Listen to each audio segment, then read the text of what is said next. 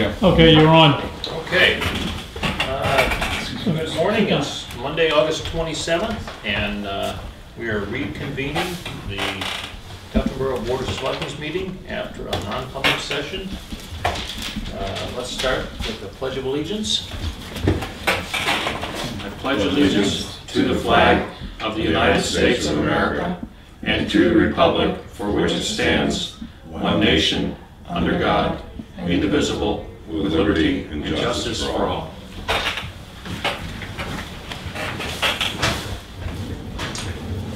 Okay. First order of business is bid opening for fence repair or replacement at the town beach. Well, it looks like we have one bid. Is that right? That is right, yeah. Just one bid? Mm-hmm.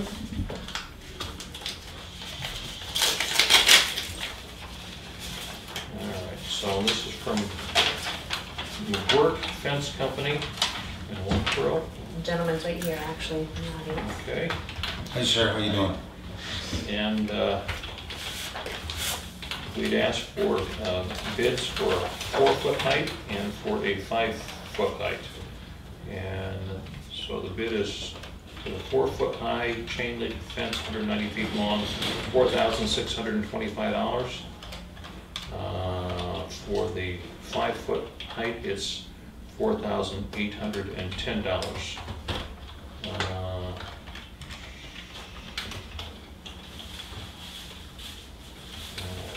And it says here, deduct $1,000 for demolition and disposal by others. So I take that to mean that that includes removal of the bid includes removal of the old fence in the amount. All right. All right. So who's going to do that? Hmm? Who are the others? Well, if somebody else takes the fence out, then the replacement would be $1,000 less than what's in here. Okay, so But he's still willing to take it out? yeah, this price includes removal. All right.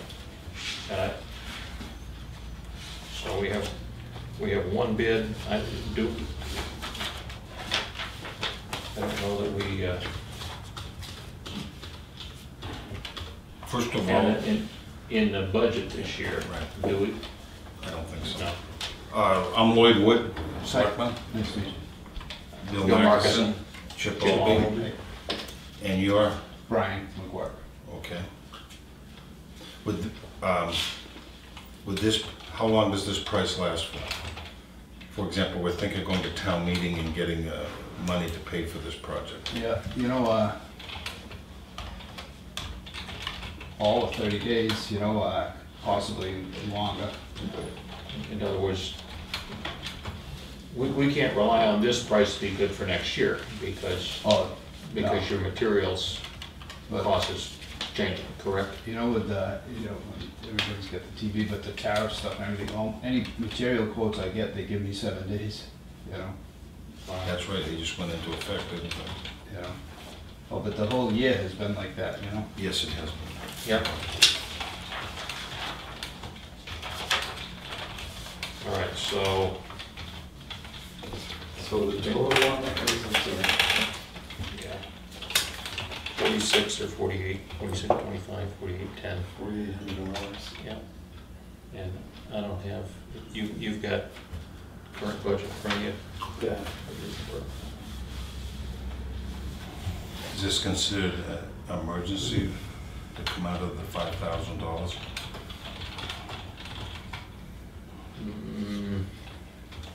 I don't think it's an emergency, it's a safety issue. Yeah. I Isn't think it that state reimbursement possible? Well, I think state reimbursement is possible, but the reimbursement doesn't, it goes into the general fund, it doesn't offset the expense in the current year. So it's just the way municipal expenditures work. So if we've got Can the metal be disposed of at your facility? Chain link fence and posts? Not supposed to have any concrete on the posts.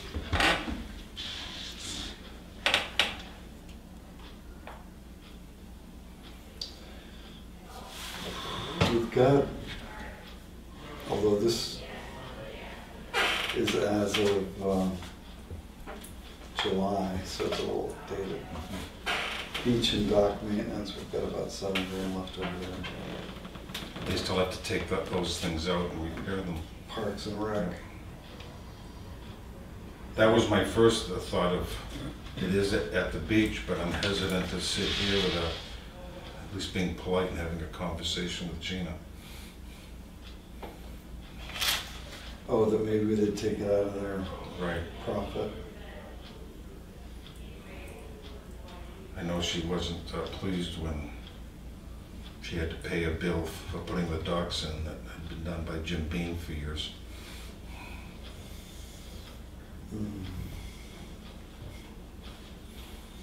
I mean, the only other place I can see, it has nothing to do with it, but Right. we're not gonna spend 30 grand on a police station study this year. So we could, and we have some ability to move some money around. Now, is that a warrant article? That is, What is that, a warrant? I think that was a sorry. warrant article, so I think we're, Never mind, yeah, I think we're stuck with that, restricted on that. sorry. You run blank? The only other thing is there anything under town grounds and buildings and all the different accounts that are spread out? Government buildings, No, there's the Davis Field, there's the beach. town office improvements.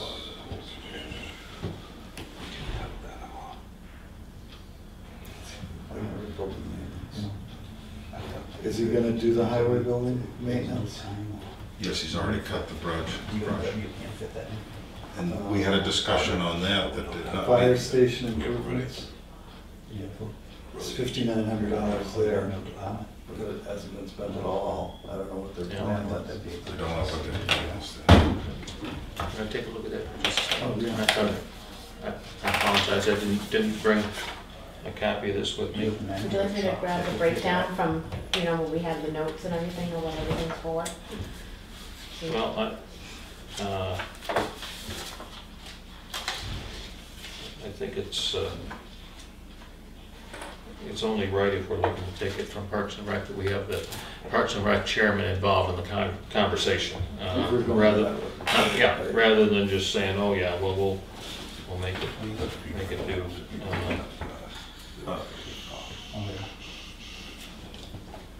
Go ahead. I didn't have a chance to look into repairing that Yep, fence. that's right, he had mentioned it, he just didn't have the time to quote it. You know, almost no matter what you put up there, if the state keeps dumping snow on there, it would, over time, you'd have the same problem. The state keeps dumping snow on it. What happened this year, it was a rookie driver driving the payloader. Oh, yeah. Stopped and used his initiative to push the bank back, because that's a bad section of town, and his heart was in the right place. Yeah. And I was going by at the time, and it was a snowstorm, and my judgment said it wasn't safe for me to even stop. Plus, walk up behind in a snowstorm, a guy, beep, beep, beep, Yeah. like Oh, that, yeah, like this. So, stuff happens. We're not dealing with criminal activity here. Yeah. Right. Like that. No, yeah. This is for replacement of the fence, and did we talk about if what was there could be repaired with some new top rails and that sort of thing? Or maybe you took a look at whether it's repairable? Yeah, so the bid was titled fence repair, but then it just said replacement. Right. Yes, So I didn't have time, actually, to look at repairs. And repairs, I think, is an option, is a really inexpensive option. You have a 3-foot fence there. I think 90% of that wire is intact. Mhm. The chain link fence is intact. It's mostly the top rail and a few of the fittings on the tops of the posts that are ruined, Mhm. Well, I was Chipper here. Is it valid to renegotiate this bid, or is this an all or nothing? No, I think that, I didn't Yeah. Talking know. about We- repairing it.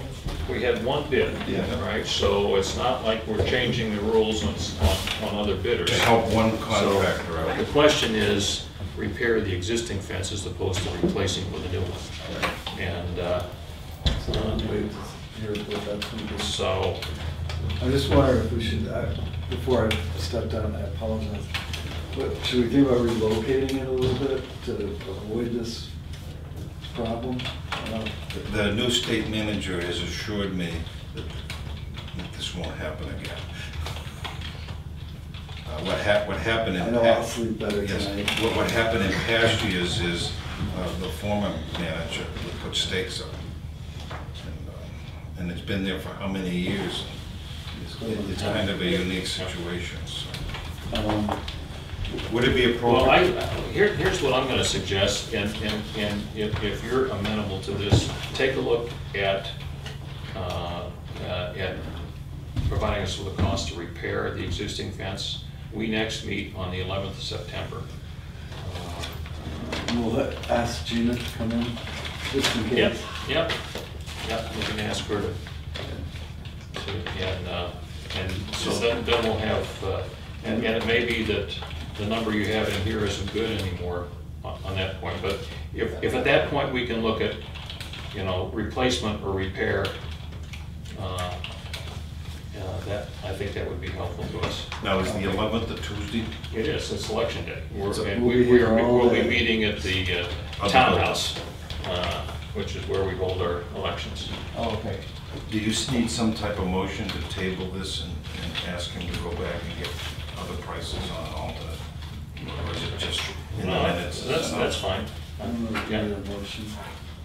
I think Hmm? we're fine without a motion. Yeah, I think we're good. And Yeah. what time? 9/11? We meet at 9 o'clock. 9 again? Yeah, and we're in session pretty much all day that Okay. day because of the election. Yeah. So, yeah. Would another time be convenient for you? Because we're there all day. I have no clue what my schedule's like at this All right, Okay. okay. You know what? But if nothing else, I can bring information into. Absolutely, bring it into Karen, that would be terrific. Well, thank you for helping us out there. Look forward to doing business with you. All right, thanks a lot. Thanks. Okay. Have a good one, sir. Nice to meet you. Travel safe. Thanks. It's just a nice guy.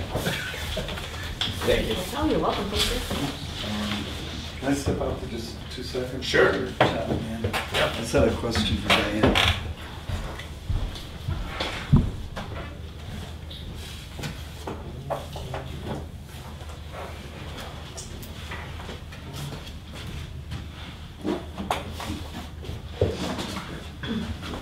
What?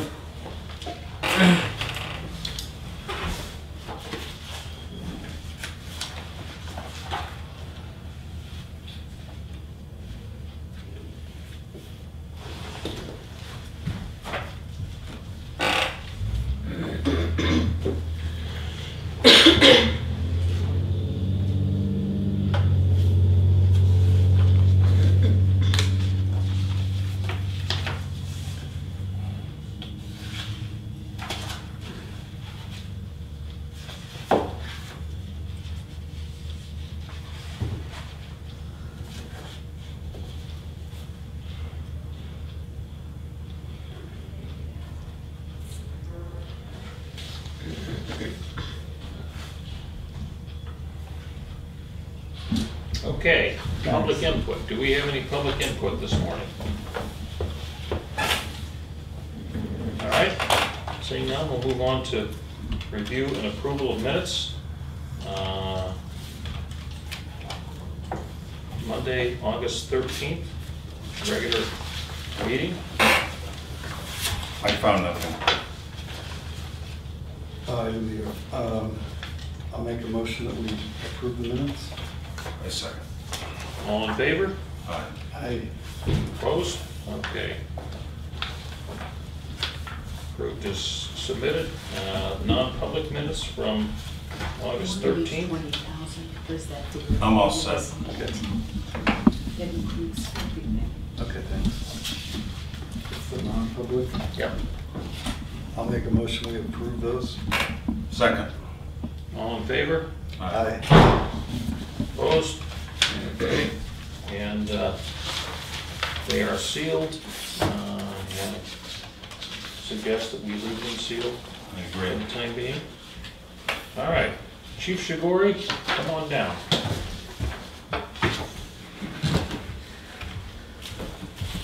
Good morning. Good morning.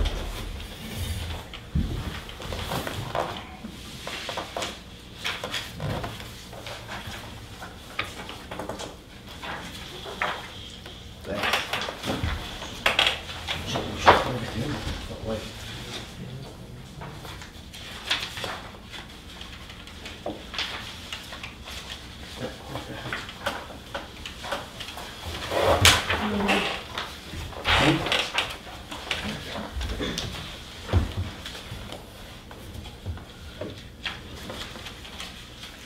So I didn't have the June in the last meeting, so Right. so provided them here.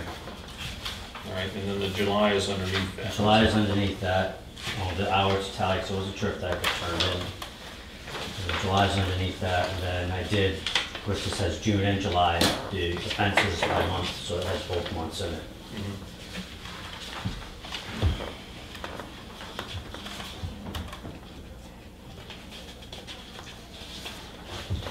What is W/AE quictus? Right here.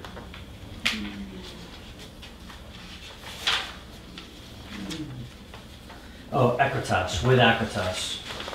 Equitas is a group that they administer a grant for the federal government on, so it's sexual assaults.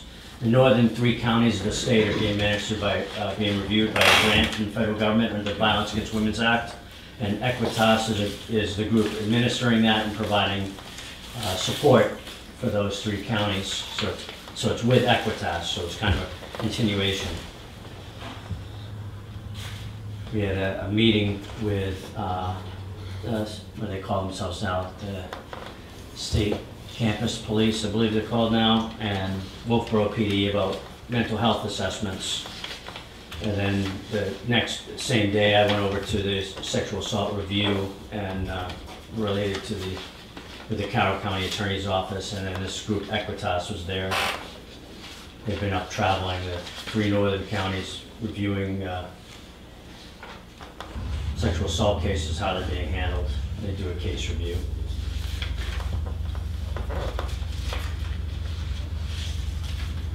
Okay.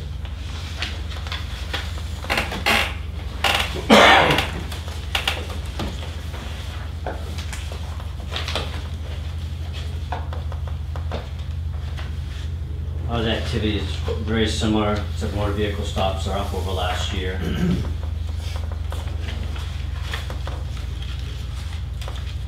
What has been, I guess, probably interesting, but it didn't do as a records analysis versus last year. I think probably the only thing that's up, I think probably the rape and fondling IVRs are up. Incident-based reporting for IVRs. Maybe simple assault might be up a little bit. We've had some domestics.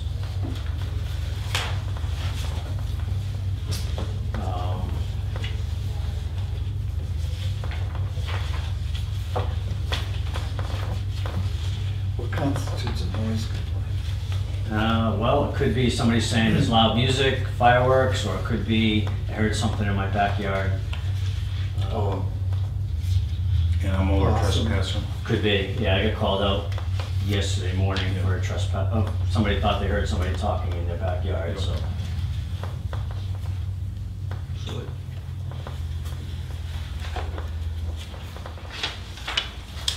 Under court, do you put your hours down when you go to court? I have not been putting my hours in, nor the hours I put in prep and stuff for court. Obviously, as cases start going through the system, I have to spend some time on them. I had to answer a motion for I had to file an objection to a motion to suppress, file some discovery, so I have not put those hours in. So doing this, like I explained before, allows you for the officers, because they're the ones that have the discretionary. I say that, but obviously as I'm filling in more for We've other had shifts. We've had this conversation in the past, and you're on salary, so your time is paid regardless. Right. But tracking how the time is expended, particularly as it relates to things outside of the town, Yeah. I think is important. So, you know, maybe there's a separate place that you put it because it's, you know, it's than with the officers, but I agree with Lloyd that this is important information to track. But you don't just spend your time administering the department, you do other things as well. And particularly as you're doing filling and that sort of thing, tracking what you're doing in those hours is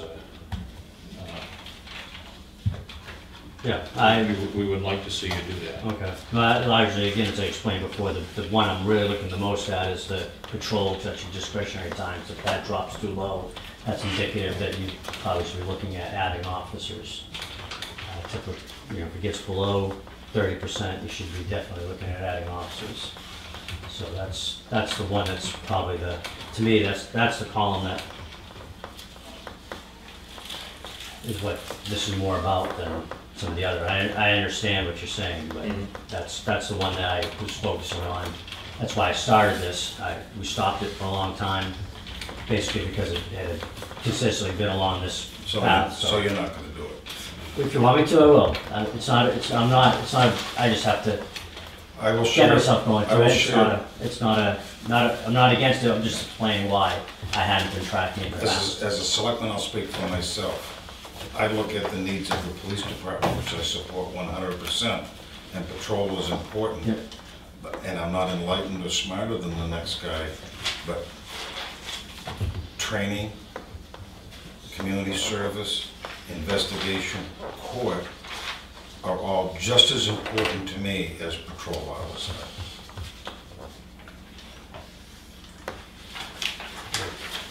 Thank you. I didn't say I was gonna do it, I'm just saying that's why that's what I was tracking this for originally, what it was created for. Now, to compliment both you and Adam Thompson, you're what I call micro chiefs. On any given day, you're a police officer and you're out there stopping the bad guys. The chief, and him being a chief, is another hat that you wear. Yep. Thank you. Okay, good. We're gonna go over the RFP with Andy. Yeah. Chief, I'm sorry. So, I answer to a lot of things. Some even worse than that. I sent them out. Do you have them? Yeah. Do you need more copies? Do you have another one? Sure. Do you have one? Do you need one with? Yes, please. Let's see. I think they're all pretty much the same. I was able to, so as I was doing this,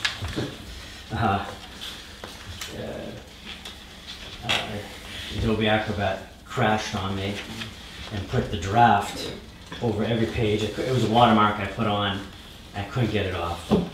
So I spent a lot of time last night kind of finding a way to eliminate it, but then I had to retype a lot of the body back in. So I do have one without draft and it's now watermarked again, so I can take it back off and edit properly. I did notice a few things and there's a couple of minor typo type things. And I wanted to switch it over to get rid of the blue headings and stuff. Have it black and white.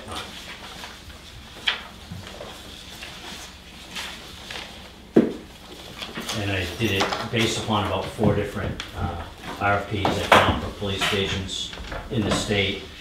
One was Plastow, one was Antrim, Raymond, Durham, although I didn't borrow a whole lot from Durham because that was pre-designated almost almost as a design build right from the get-go. And it was an expansion as opposed to a study per se. This incorporated a study too, which the other three did.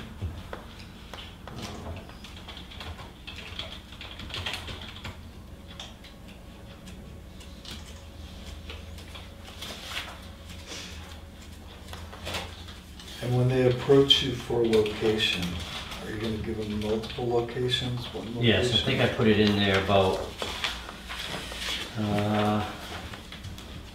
as you look on page 3, evaluate and document the possibilities of expanding current facility and building on other town-owned property. Option A is building out on existing lot, options for building out lot next to Tuftonboro Central Fire Station, options for building a lot across from the Tuftonboro Free Library. I didn't know if there's any other locations, but I leave it. There isn't any other property that we own that I'm aware of that, That's where we currently own anyways.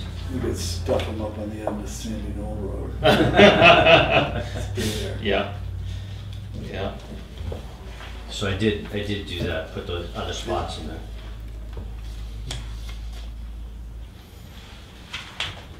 We have 6 are planning ahead. 6 It's full-time so like for a 30-year Right. life of it, as you can best project out for anything. yeah.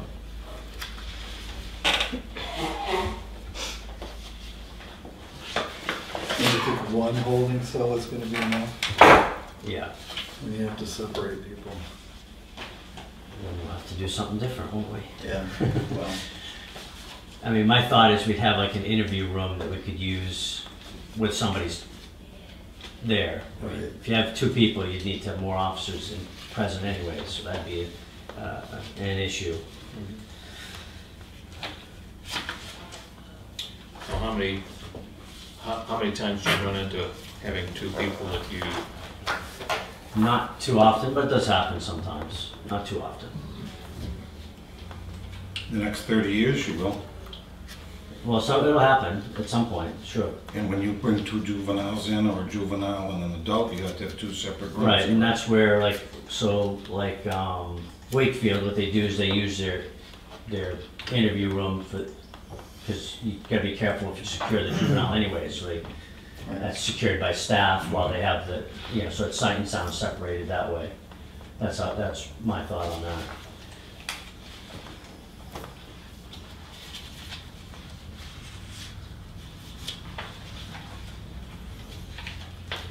Yeah, I'll speak up. Don't we already have a plan in place and a location that's been tested? I'm talking about the last police study that you worked on, and you did an excellent job. It was at the library, right? We kind of looked at 3 spots. We did Yes. look at 3 spots. We got prices. It's dated, and I guess my thought was why I worded it this way, why I thought it should include the needs assessment is I realized that we had the study and we had the numbers back then, hopefully, and it does put in here about they'll have the information, but I think it might answer some There's the square concerns that some people might have that, There's a square footage, and we only have to log in the new numbers, correct? yes. Is there I anything? also think there are people that, in town that may want to see another set of eyes, maybe. I don't know. I mean, I get it, and all that information will be available for them, whoever takes it, so they can obviously go pretty quick, I would hope. I'll make myself perfectly clear. You did an excellent job on this. Okay? And when this was designed, it was your leadership that said this could fit remodeling the library, or it could be a standalone facility on a piece of land we already own. And you were happy with that at that time. Are you still happy with that? Yes. Okay? I'm gonna go on record right now. I've made a decision based upon all the information I've seen come across that you've already done a tremendous amount of legwork. It was a committee. Okay? No, but you were the leader, sir, and that's a compliment to you. I sat there and I listened and whatever. Look at it, folks. The information is already there. It's a functional facility, it's a safe facility. Right across the street, the land has been perk tested. It's a secure facility. And there's two things, and I'll speak my mind right now. There's still an element out there that is annoyed that the fire station usurped their rec area. The other thing is, and I'm adamant about it, is,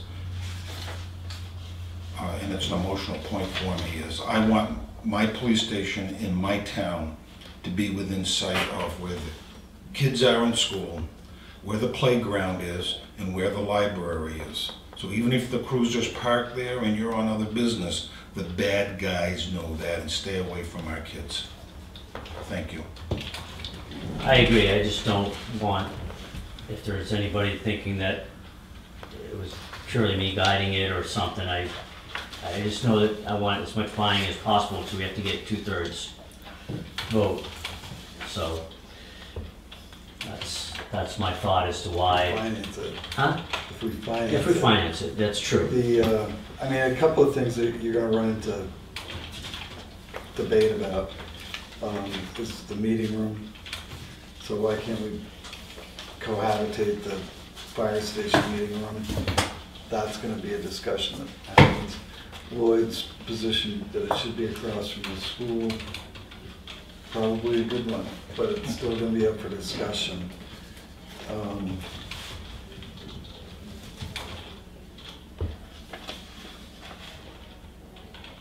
Yeah, that's probably the worst of it.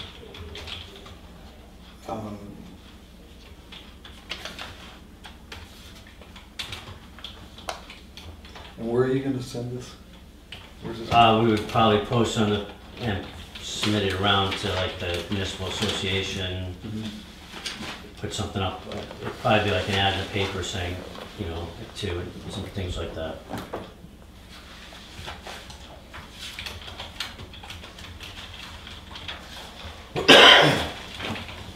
You know, my thought is that if we took the rendering in this report here, and it only has to be a couple of paragraphs, and if someone wants all the to its and to wherefores, they call here and get this. But $30,000, it's gonna take a year for this project. It's standing in line after the library. You know, I think that we can get a plan, an architectural plan for $30,000. Am I wrong? I would suspect we can, yes. Yeah, and that's dedicated money. Let's make it happen. So like I said, I looked at some of these other places, and it was, I think Raymond and Plastow both that had done studies like we had done, that had not gone anywhere at different points, and so they had that information. And one of them, so like if you look on page 4, it says project schedule meetings, goal of the town to complete the work, the scope of service within approximately 60 days following notice to proceed. I think one of them said 30 days because they had the studies and just need to be updated and made sure, have another set of eyes look at them and see, but that would be.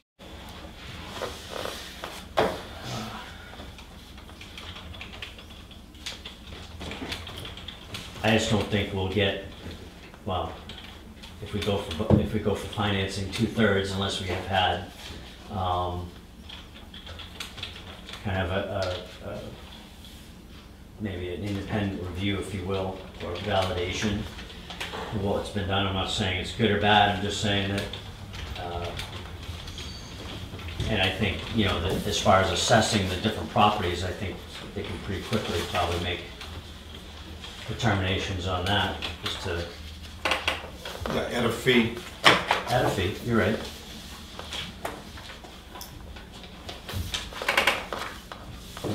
That's why I presented to you, so you can make your choices. I will make the observation that consultants are hired many times in a situation where you want to double check what you've done, provide independent verification and validation. That is often a mainstay of consulting work, and it brings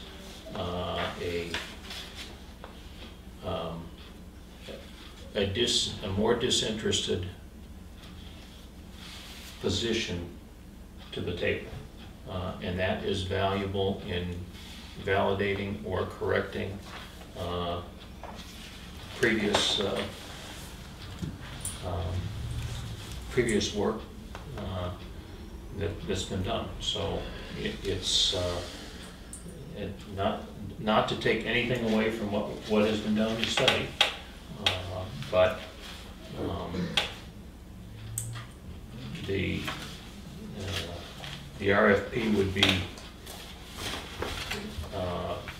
seeking input from somebody that's not part of us.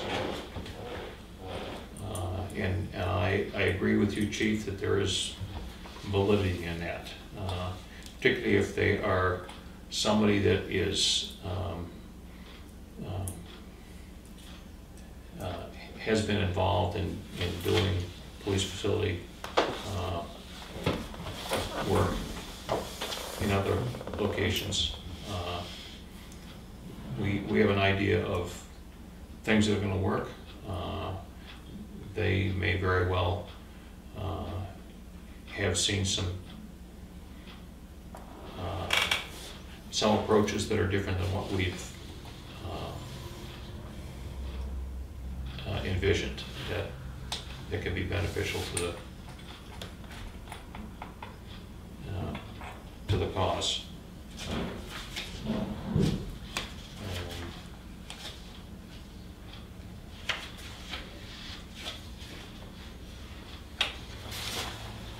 Yeah, I'm fine with it. So it's gotta go out, see what we got.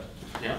But the time limit on there, the 60 days, is that where it needs to be? Because, I mean, we have a window, obviously we have to put it out with a deadline for them to return their Right. RFP. Right. So that's 60 puts us at the 1st November. from, 60 days from award. right, so when would the award date be? So, That's the thing. right, so if it goes out and is advertised, it's gonna be advertised next week. It's too late to be advertised this week, Right. right? Realistically, we're probably talking at opening proposals on September 24th. Right, we meet on the 11th and the Right. 24th. Yeah. And that, So you're not giving them 60 days to prepare the RFP, you're giving them, 60 days to return the scope of, answer the scope of work. okay. right, Right. so we're giving them not quite a month to respond to the RFP. Is that enough time? No, No? Okay. what quality of work are you gonna get when I look at a project? First of all, I'm gonna drop all the things I'm involved in. You know, I'm an architect, I got millions of dollars that are in the pipeline, and I'm going to have a finished project within 60 days for you? It ain't gonna be much of a project. Not a project, a proposal. It isn't gonna be, Well, can any, Pretty specific, then. now, if you were to say, these are the plans,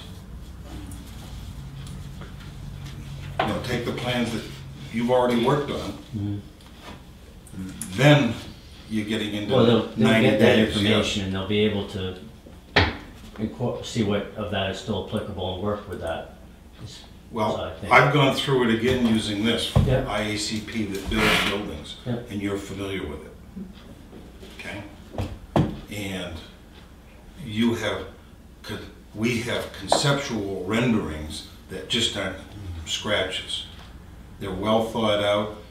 There's about 20 pages, you know, of critique back and forth. You made arrangements for them to go see how many different departments? We've gone to quite a few over the years. That's right. But this committee here, Yeah. they really did a yeoman's work, in my opinion. The reason I say that is I've been involved in building 4. Okay? And you're not gonna get much saying, go look at these properties and come in with a proposal in 60 days. You know, no human being no architectural firm can do that in 60 days. Or if the work Well- product you do get, it ain't gonna be worth much. I would say, like I was saying, one of the proposals that one of those towns had 30 days, another one had 60, I think one had 90, kind of split the difference. I think with the work we've already done, there won't be a need to go visit other places, because hopefully we're using people that are, once they get the award, when you select who that's gonna be, you'll be able to pick somebody who's probably got some experience, they've already got a conceptual idea as to what's already been done, to know if they can get it done, and if there's, and there is a provision if there's, towards the back, if they need to ask for amendments, questions, addendum, the proposal modification too, can be at the end. I mean, I suspect 60 days will work to get, given the work that's already done, that they can update it, validate it, and run with it. I think that saves them a lot of time. That's how, I'm looking at them, looking at that, updating it, seeing if it still meets current, what they believe is its current standards, and then, so that I think they've got a foundation to go with that will save, they're not gonna be out, like you say, that land's already been tested for, previously, so they're not gonna have to do another perk test, they're not gonna have to do some of those. And there's an elephant in the room, and I'll just be blunt. How many hours in the next 3 months are you gonna be able to put on this project when you're already out there at 4 o'clock in the morning taking call? Well, we'll see. You're- Hopefully, I mean, hopefully. I want you, I want your department, and I want the architect to be successful. All right, we got two different timelines that we're discussing here. One is the return on the RFPs, all right? And I threw out there September 24th, all right? Maybe that's too short a period for somebody to put together a proposal. Maybe it isn't, I don't know. I think you're suggesting that it is. And so, I'm not a soothsayer. If you have an idea that it's going to take somebody longer to put together a proposal, then let's talk about that. The other piece is from when the work is awarded until the finished product is due, and if it's an unrealistically tight time frame, then that may cause firms to not even look at it because, well, these guys want it in 60 days and from when they award it, and we're out straight. It's just not going to work for us. Or is it maybe more appropriate to not specify when it is due, but ask them to provide us with, in their proposal, with how long they think it would take them to do it? I think you need to have a performance state of some sort in there. Otherwise, I agree with you on that, yes. how do you say you're not doing what you're supposed to be doing per hour? Correct. Well, you agree on that when you award the work. Right. That's when it's going to be done. Okay. So you All I'm saying is, if we say is that we want the work done 60 days from when we award it, and you have somebody that may fit doing the work very well, but is just booked up and knows they can't get it in 60 days, but maybe 4 months would work for them.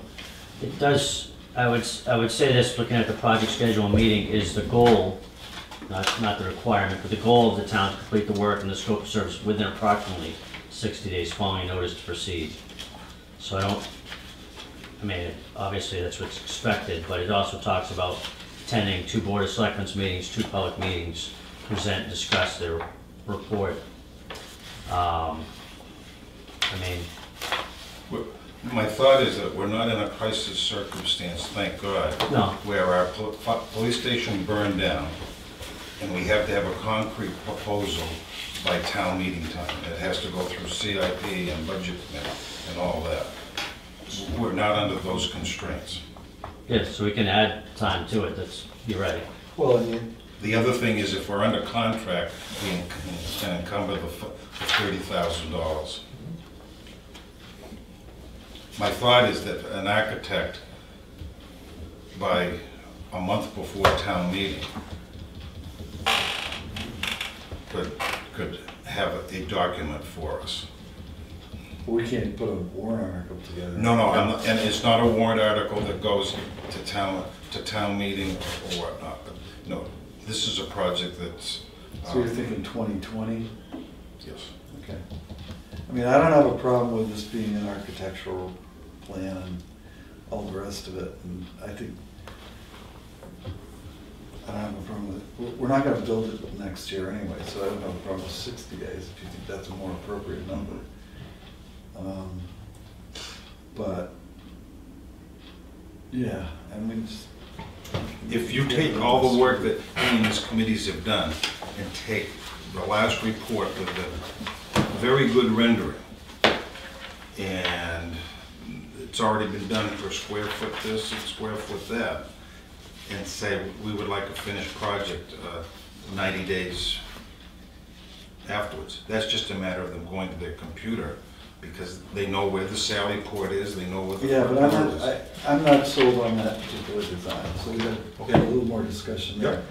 But more importantly, I think we get the RFP out on the street, they're gonna call the chief and say, you want us to do a needs study? That's gonna take us more than 60 days. And your response is gonna be, well, we've done that. We've done some, and so Right, we and can you build just off need that. to update it. So he's gonna get a lot more information, and if he comes back to us in 2 weeks' time and says, I've got 4 interested parties, but they all need to have an extra week or whatever, then we can decide at that point. But if we don't put it out on the street at all, we're not gonna get anywhere. Right. So, All right. So I'm not sure where we're going at this point. Are we saying 924 as a return for proposals, or you want to push it further than 924? Sounds like push it is what I'm hearing. yeah, I'm thinking 10, 15, maybe, like give him a couple more weeks. Okay. I mean, I just don't, I'm kind of with Lloyd on, we're not gonna get the product anyway when they submit their thing. It's just gonna be a scope of work. Right, it's going to be a proposal to do.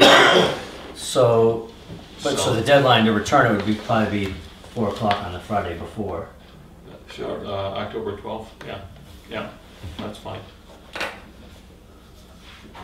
Yeah, and see what happens. Again, We may have to put out. As we look at a timeline for building a facility, we're not under the gun to try and get it to take to town meeting in 2019. So that's, Getting the work started and getting it substantially done this year in terms of the the design, I think is. Yeah, and it's a lot easier to sell it if you have some time for multiple public. Absolutely. Sure. so Yep. going to page 4 then with the schedule and meeting. That says 60 days, you want to change that to like 120 or 90, 120? What are we talking, project schedule and meeting? Yep. That'd be when they complete the scope of services, they provide the deliverables. When it's expected that it'll be done. From the, yeah. From this- October 12th, Right, this is. well, from- 15th. From the award date till, Right. So that's the next question, then it's the second part of that, what deadline should I put in there?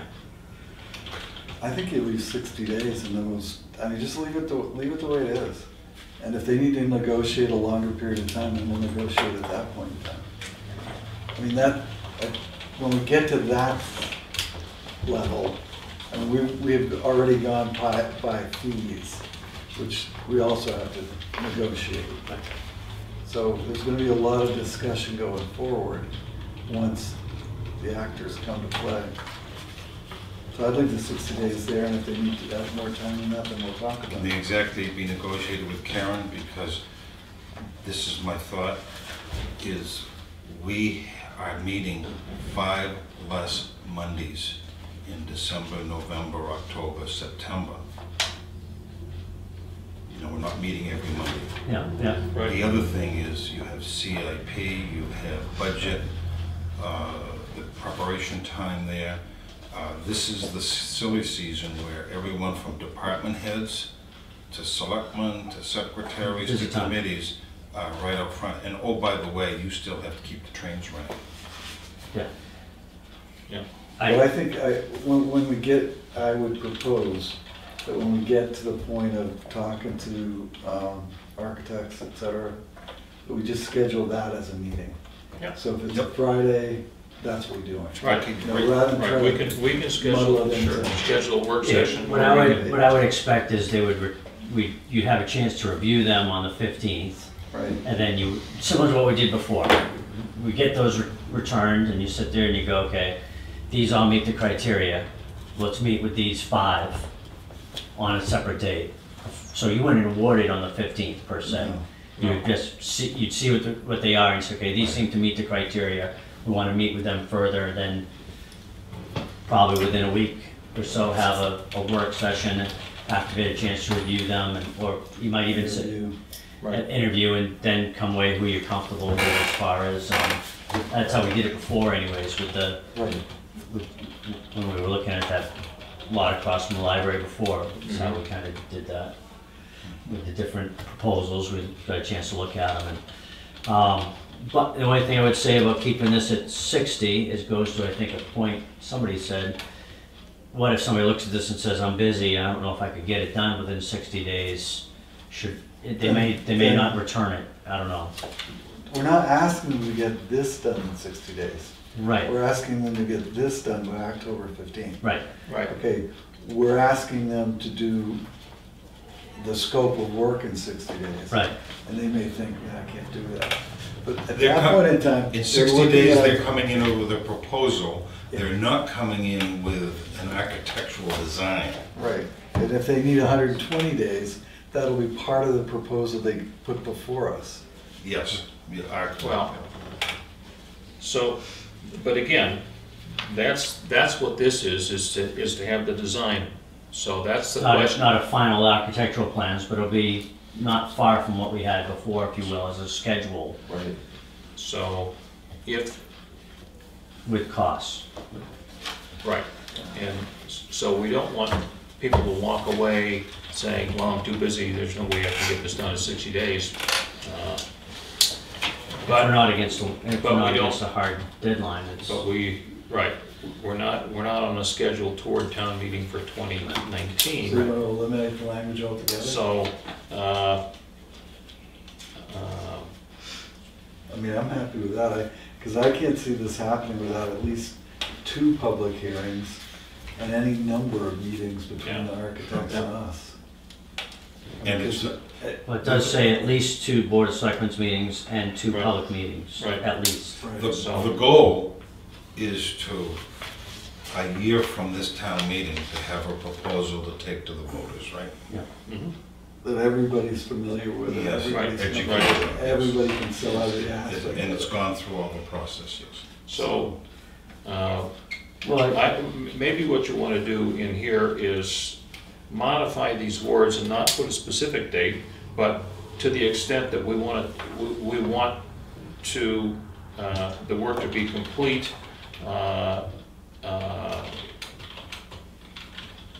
within a reasonable period of time. Please specify within your proposal how long it will take you to complete the work, or words to Or, that effect. or put our expectations, the town expects. right, that- it's the goal, or it's the expectation. Our expectation is to take this before the voters in the town meeting to 2020. Right. So Okay, I can we put need to get something. all that done between now and then. And they, I mean, if they've done public work, they know. Well, that's they what I'm have to have thinking, it they all probably done. have a boilerplate that they can just, that they've used someplace It's else. not their first rodeo. It's not- Yeah, that's part of this, it's not. You have a thought? Can you say propose 60 days, actual time negotiable? Yeah, I don't know that the 60 days is that important. Well, Because it's gonna be I see with some the value rodeo. in putting, Yes, it in, did. in, in putting some limitation on it so that they don't look at it and say, Oh, we this gotta town do it. is looking to do something to 2020, that's I- 16 months away, so, Exactly. you know. And we want to have a developed proposal into a plan well in advance of that, so that it's, PR. we're not into town meeting season when people are first getting familiar with it. Well, expand the language then and say, our expectation is to put this before the voters in 2020. That will Yeah. mean that we need a schedule of events to happen throughout 2019. And those architects understand that we have budget process Yeah. and CIP. Right, but we need public input, we need to review the plans before Right. we even have a public meeting. Right. So, yeah. I'll work on some language there. Schedule of meetings throughout the year. Yeah. Yeah, So, and but you don't meet again until September 11th. we don't. That's right. Voting So, day. No, yeah. but my point is, what language? Yeah, okay. I'll expand, this is my thought, I'll expand that to, with kind of like an expectation is to present final plans and proposal to voters in 2020 as a goal to complete the scope of services within this RFP within 120 days, although it may be negotiable. Right. How something like that. Design review, et cetera, Right. committee meetings. As, you know, make it clear that we're not rushing to get this done, but that this is an open-ended thing, that, you know, we're not coming in December of 2019. All right, let me just try and simplify this. What if we took 60 and turned it to 90? Would that get us, I am sensitive to, we want to get this thing on the street and advertised. I don't want it to be too tight, particularly 60 days from the middle of October work in the holidays. If we put a 90 in there, and Along with the language that the expectation is that to present, to be, the goal is to start this process for a presentation at the 2020 Right. town Mr. meeting. Chairman, I think that's reasonable. Very okay, reasonable. so let's just change that to 90, and then you can put a sentence in at the end that says, the governing body anticipates bringing the completed project to town meeting in 2020. Yeah. And not put too many extra words in there, and go from there. And it's my hope along the way that if people have questions or are concerned that that's just a tight time frame, as they're looking at it and wanting to put a proposal together, that there'll be some conversation. And so, And certainly I would hope that would happen during the interview with the people with the Right. RFPs. Right. well, I'm talking about Right, oh, right, as before they they're- return. Right, before they return their proposal, if they have concern that 90 days is not enough time, it's important, at least to me, that we know that and that we can say, well, if 90 days is too short, tell us what you think is reasonable as part of your proposal. And I don't want us to have potential bidders It is, remove themselves from the process. Yeah, I know. page 6 says a little bit about if they need to request changes or have concerns, We'll see what happens. Right, being I mean, fair if- for If we addendums. have others. one bidder come October 15th, then we'll put it back on the street and then. right, exactly.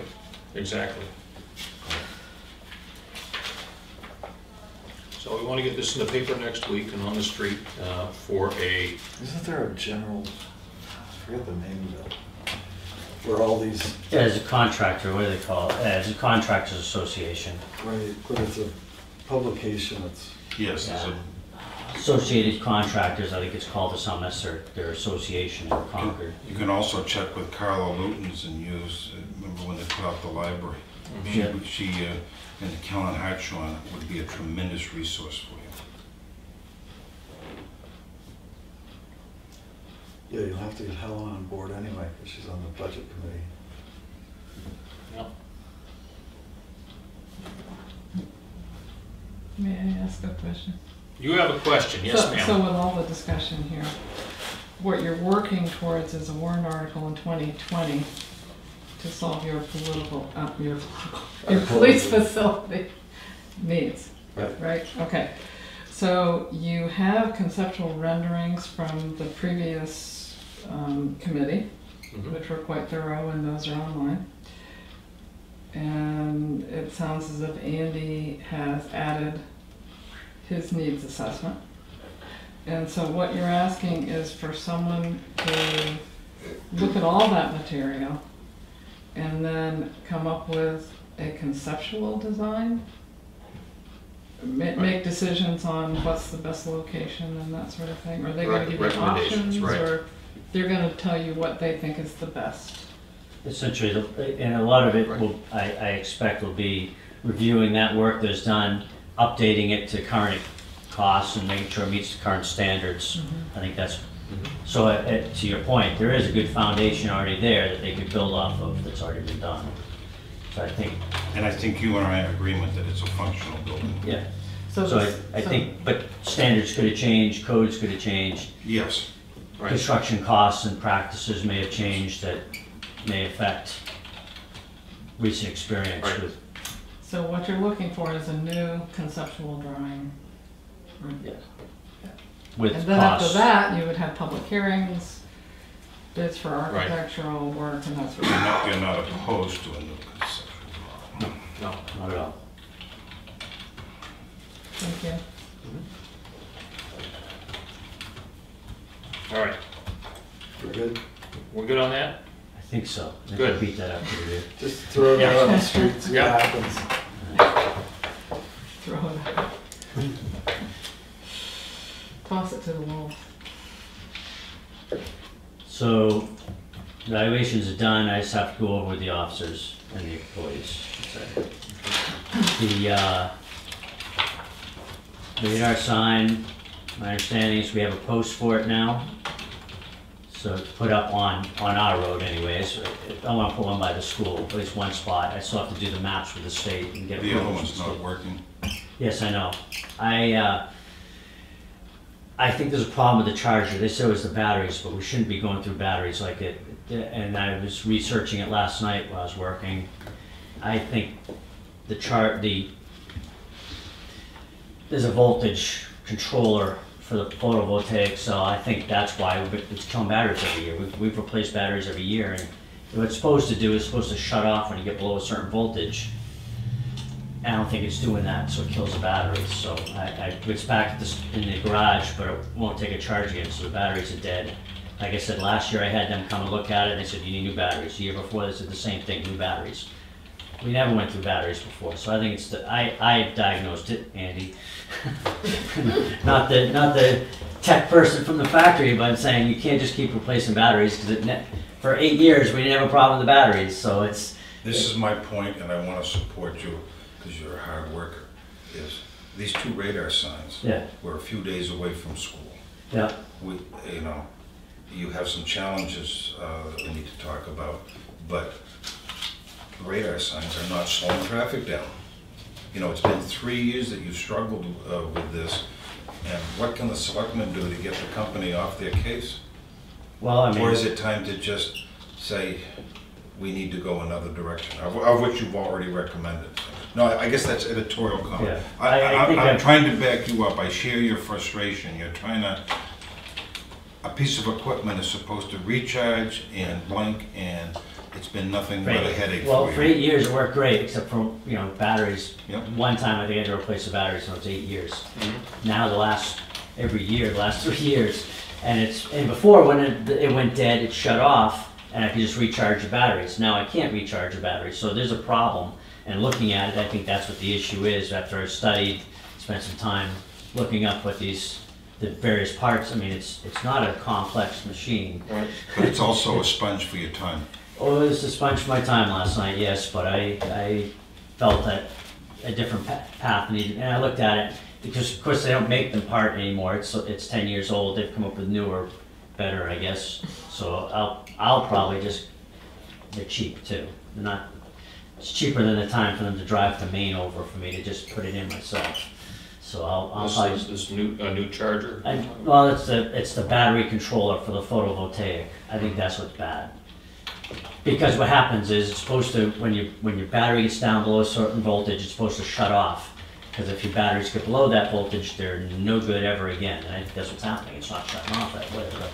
The 10.5 volts is supposed to shut off. It's letting it go down below that. Then they won't take a charge again. I specifically bypassed the charger, put a separate charger on, and then we'll take a charge. So, and that's what happened the last 2 years. But every time they told me get new batteries. Well, before I put this other on, I got to get new batteries too. But I think that's, you know, for less than $50, I can get the part.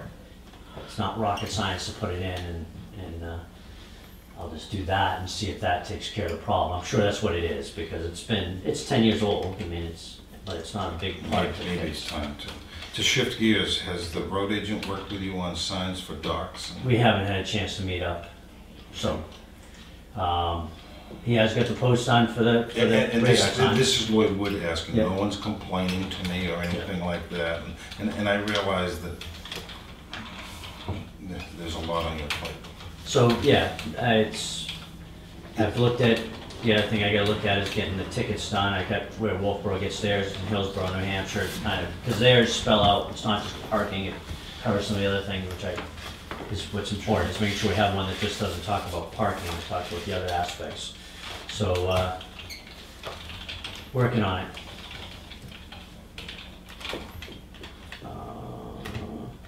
And the other project in the budget was the rifles. We've got the new rifles have come in. We have to do some swapping of some parts and return parts of the old ones. And some of the parts of the old ones will be chipped, and some parts we're trading in to recover some of the costs of the new rifles. So we've got probably a very good deal. We got an awesome deal on the new rifles, so. Oh, there's a deal to be found. You have found it. So We found it, yeah, it worked out. In fact, we put it, Sergeant Hathcock dealt with this. He has put in he checked with several places, and we got new rifles, every part new, for less than some people could get some of just like an upper to replace just the upper on it. So it's I think it's the way to go, and it was much better, it was a lot cheaper. So. And the other thing that's coming up, so we've done, obviously we had Old Home Days, you know, we worked with the Parks and Rec on that. We had National Night Out. We had about 40 people show up, despite the thunder and lightning and that happened earlier. And coming up October 3rd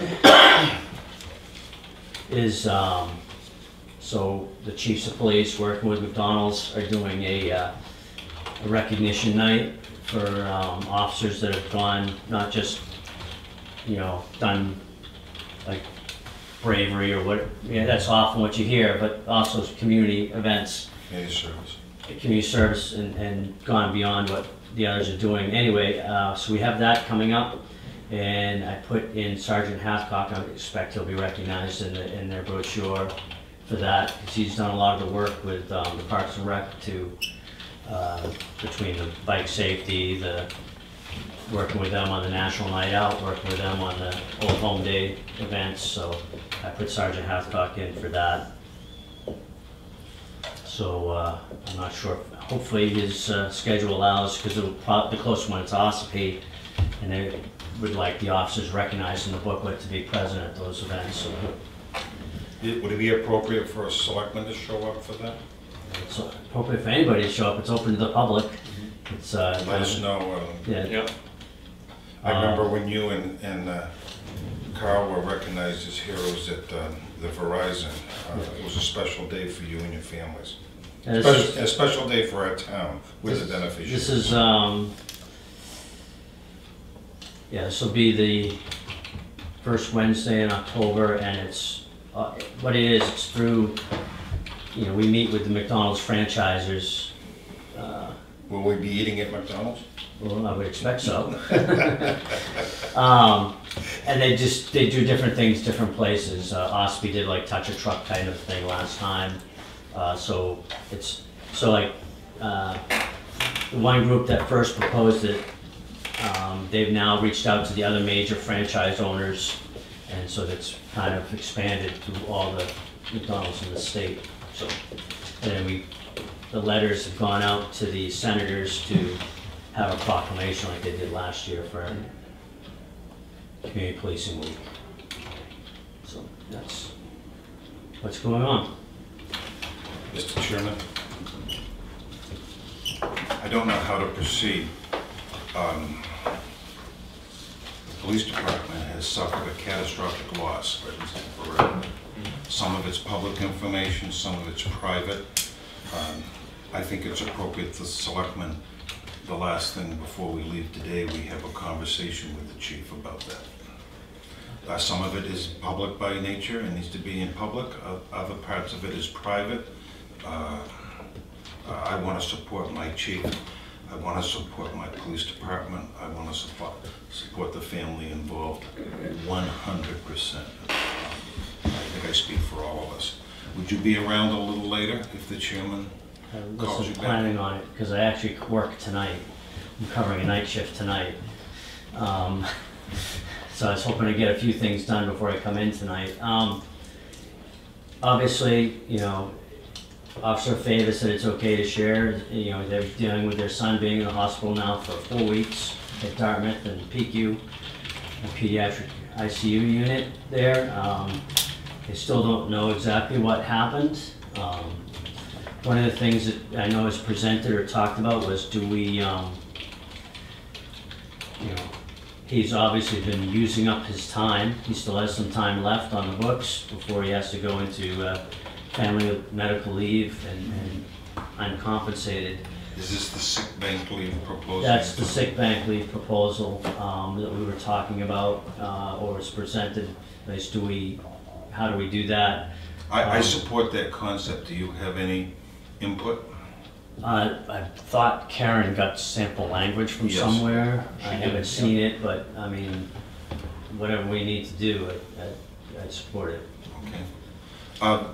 So are you realizing any manpower shortages that are critical? Well, the sheriff's department's helped us out with some shifts we can't fill.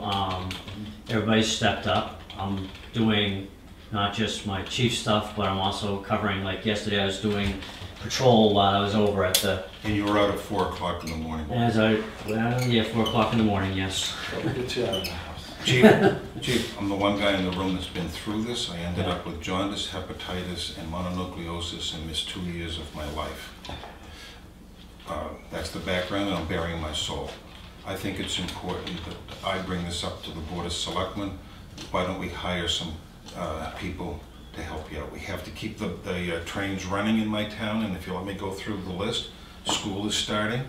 You have your normal functions, administration. You're finishing up a banner year as president of the Chiefs. You have follow-up cases in court.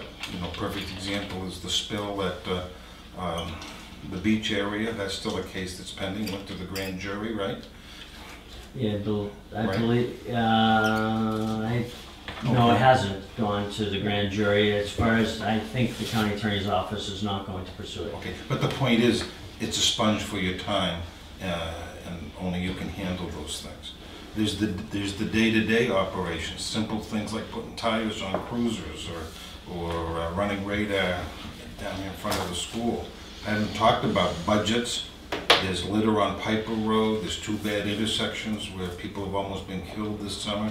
You can't continue on this schedule yourself, and I'm concerned about, you know, the officers we have, and I would like the Board of Selectmen to consider finding some money someplace to actually hiring some people to do patrol, so the citizens see one of our cruisers on these roads. Thank you.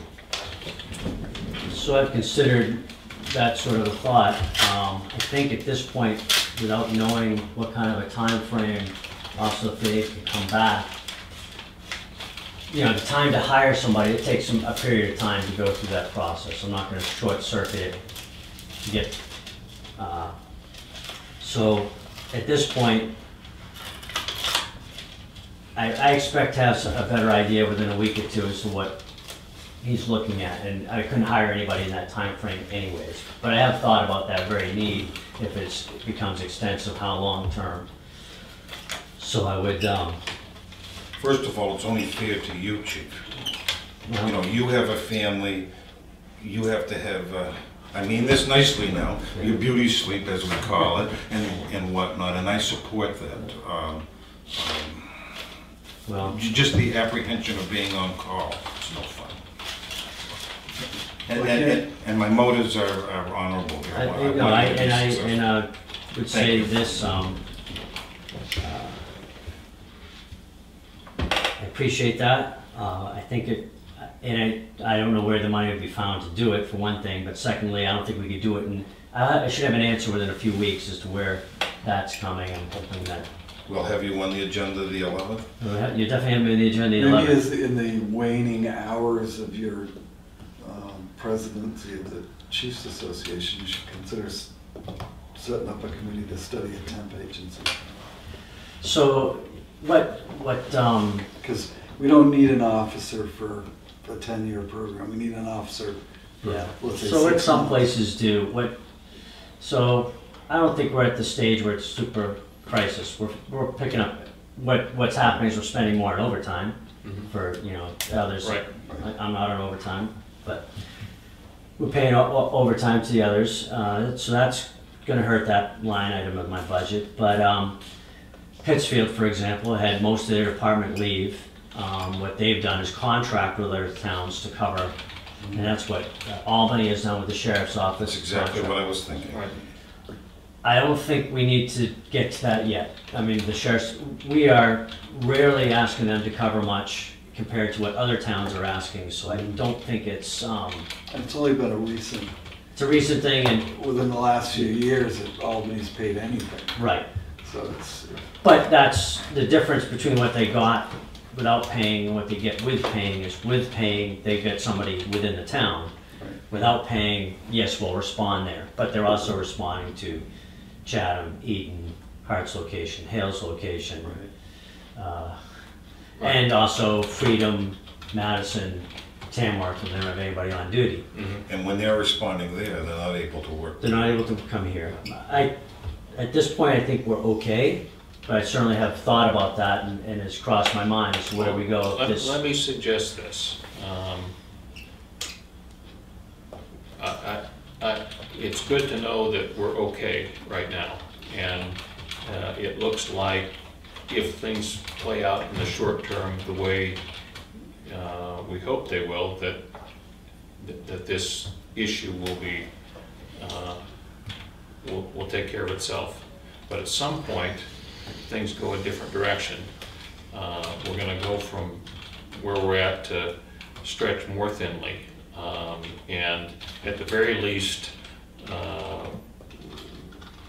we need to have some alternatives identified and be ready to move as quickly as we can to tap into, you know, whatever that alternative is. So one thing I had thought of was doing part-time officers. In fact, I toyed with putting it into my budget for 2018. Right. I didn't. Having a couple that would be available to fill in off and on. I didn't, but I'm looking at to put that in for next year. So there is that are capability. those people around? There are some. There are some. They're not a lot, but there are some. Yeah. And they're usually Of doing all, it. of all the people who have contacts with your career Yeah. and the associations you belong to, if there's anyone who can reach out, and you know who's recently retired that would make a good officer or whatnot, you've been very judicious with that, you know that. Yeah. The other thing is, there's a couple of personnel issues that I think the board needs to ask you about, and it needs to be done in private. But not today. I think that's what the chief's telling Okay. us. Yeah. Well, I mean, if you really want me to, I'll come back. I will. I mean, this is my job, this is my important thing, but that's, let me know. Well, yeah, the sooner we deal with them, the better, certainly. So you're gonna be doing some paperwork and stuff for a while before you check out? I was planning on Checking it out. checking it Check it out. out, okay. Because I come back at 3 to, Yeah. 3 to All right. 11 and take call after that, so. You know, this guy needs his sleep. Yep. If we need to speak with him, I'll ask Right. you to call a meeting Yep. Friday. Yep. Friday morning, we do Yep. paychecks, okay? I And mean, then- he has a family and he has a personal life, and my head and my heart go out to you, chief. You've done a super job. Well, one of the things, I mean, as an aside, I mean, I have, through our health program, enrolled in a program, and I'm in probably better shape than I've been in a while, so I feel good about that. So I'm not, as far as wearing me down, I'm not Yeah. too worried about it. I'm in better shape than I've been in a long time. You're getting better, aren't you? Well, Yeah, well, which that's means I have to good. buy new uniforms to fit me better, but, That's a positive. so it's a positive, so I'm not, it hasn't been wearing me down, so I'm okay. Okay. Chief, again, on behalf of the town, thank you for what you We've did. got at least 2 more items here. Oh, I'm sorry. I Yeah. apologize. At our last meeting, the Ulwigs came in to talk to us about Yes. putting a gate on Piper Road. Yes. That's a class 6 road. We can do that.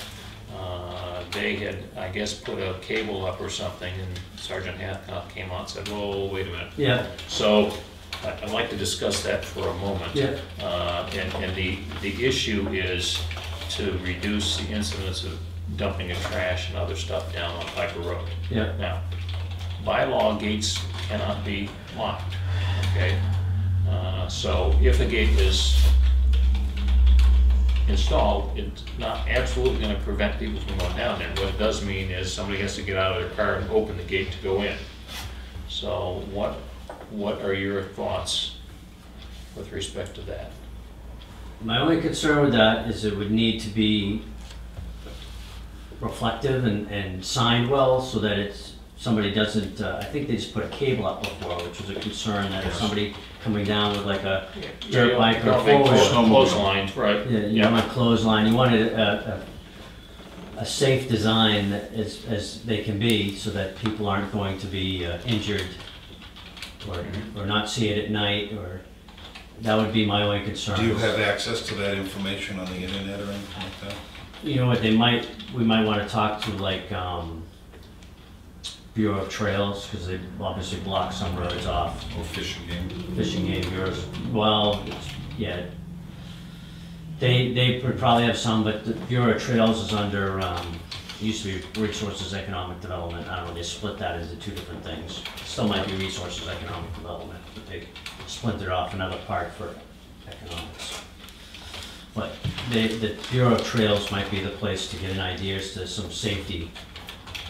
That would be my only concerns. I know you can be blocked, but you need to be able to see it ahead of time and Right. not be Right. closed on it. Right. It can be gated, but it cannot be locked, right? I spoke to Bill Stockman, as he was selectman back when that happened, and I said, you know, it's unclear, our paperwork, if it's a class 6 road or not, and he said that his understanding is that it is, and he supports your concept. I mean, there's always the option of, abandoning it too. I mean, But it's that'd be like through part town of- meeting. Well, That has to go through town meeting. to abandon it, Yeah, yes, right. The property owners have, I don't know who it is, have mowed the sides and also mowed 2 branches off. Okay, so if it's a properly designed and visible gate, yeah. from your perspective, we're good. Yeah, in fact, I happened, while I was waiting, I glanced, and there was a liability issue of the town gated off something at one point, a bridge, and it was in Loudoun or something, they blocked off a bridge, it wasn't designed right, somebody got hurt, and they didn't have immunity. Hmm. So, Okay. Same thing happened to the Manchester Waterworks years ago in Manchester, snowmobile. The other thing I wanted to mention is, earlier this year, we talked about striping additional roads in town, beyond the ones that we currently do. And one of the factors there, I guess in my mind at least, is what is a traffic flow like on all of these roads? I mean, you can say it'd be great to have lines on all the roads, but do you have traffic counts on all of the through roads in town? No. Okay. And what does it take to do that? I could. Well, some of the, well, obviously the state roads, there's some traffic counts through the planning, but I think they have. Remember when we did Lang Pond Road? The TAC is hired by the state, and they do state roads, town roads, they do dumps, transfer stations. And we can also get a traffic counter from LRPC. That's what I was thinking, Yeah, LRPC like, may have right. some traffic counts.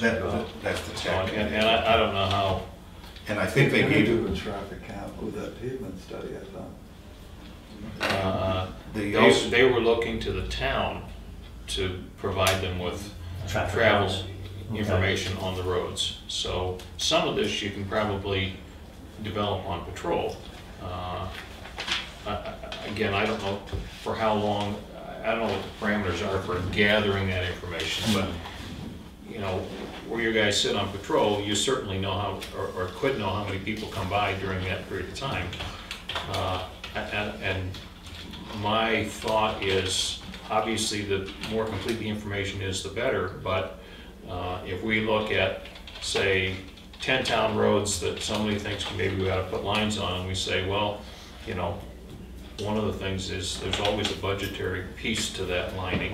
So if saying we're going to do, in addition to the ones we do now, we're going to do the next 3 most heavily traveled roads beyond the ones we're doing now, do we know what they are? Until 171, 109, and 109A got repaved, for a number of different reasons. Sodom Road was the busiest road in town, even over the state roads. Ledge Hill Road was number 2, and Durgan Road was number 3 when Chickville got done about 10 years ago.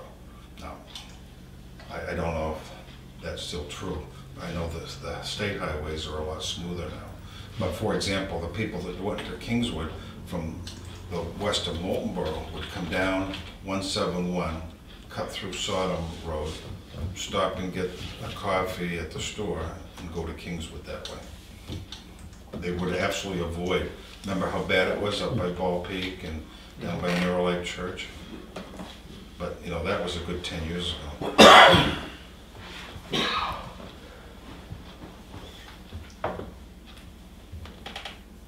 And don't some of the radar signs also do a count?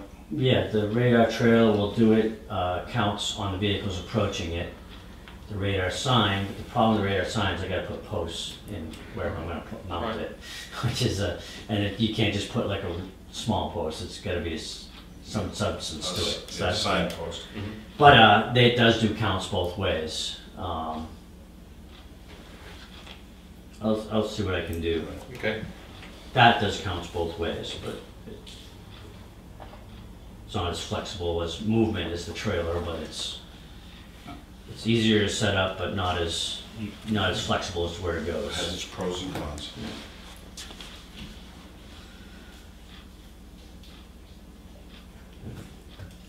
You have anything else? I'm done. Chief?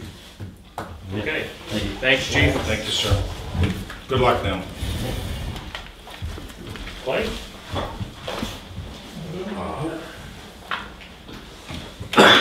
You're a smiling dude today. I just wanted to come in and update on the Spectrum. We finally got the number ported, and as of 11 o'clock on Saturday, you dial 539-3264 and you will get the transfer station. Now, when they port that number, it's a little bit tricky what they do. It's a call forwarding situation, I guess. And you may end up seeing on your caller ID a different number, but the actual number to the station that will ring is the correct one. 539-3264. Was the So guy, when you call out, When I call out, is there a different number? it that's may gonna give show? a different number. So it's gonna look like some Russian hackers. Yeah, it will look like, it won't be the So I 539-3264. won't answer it. Right. Okay. But it's not really, my concern over keeping the same number has always been, it's not us calling out. Right. It's for the vendors, for the truckers, for all the people that we utilize. They have that number, and it's the same thing with the GPS. You know, for years, that thing's been all screwed up. If you follow your GPS to 20 Sergeant's Crossing, you're gonna end up at Ospey at the Humane Society. And so we've had tractor trailers sitting outside the Humane Society in Ospey saying, where's the dump? You know, and I don't know what the fix is to that. I don't know how to get that problem fixed. is it, I know that, I remember hearing that somebody at Fire and Rescue has been in contact with the, Google Map? with the mapping world, the internet mapping folks, about some of this, the names of streets in town and some of the addresses. The class 6 roads where the trucks get Yeah, stuck? and so, I don't remember, anyway, talk with Fire and Rescue. Okay. Somebody there has been in contact with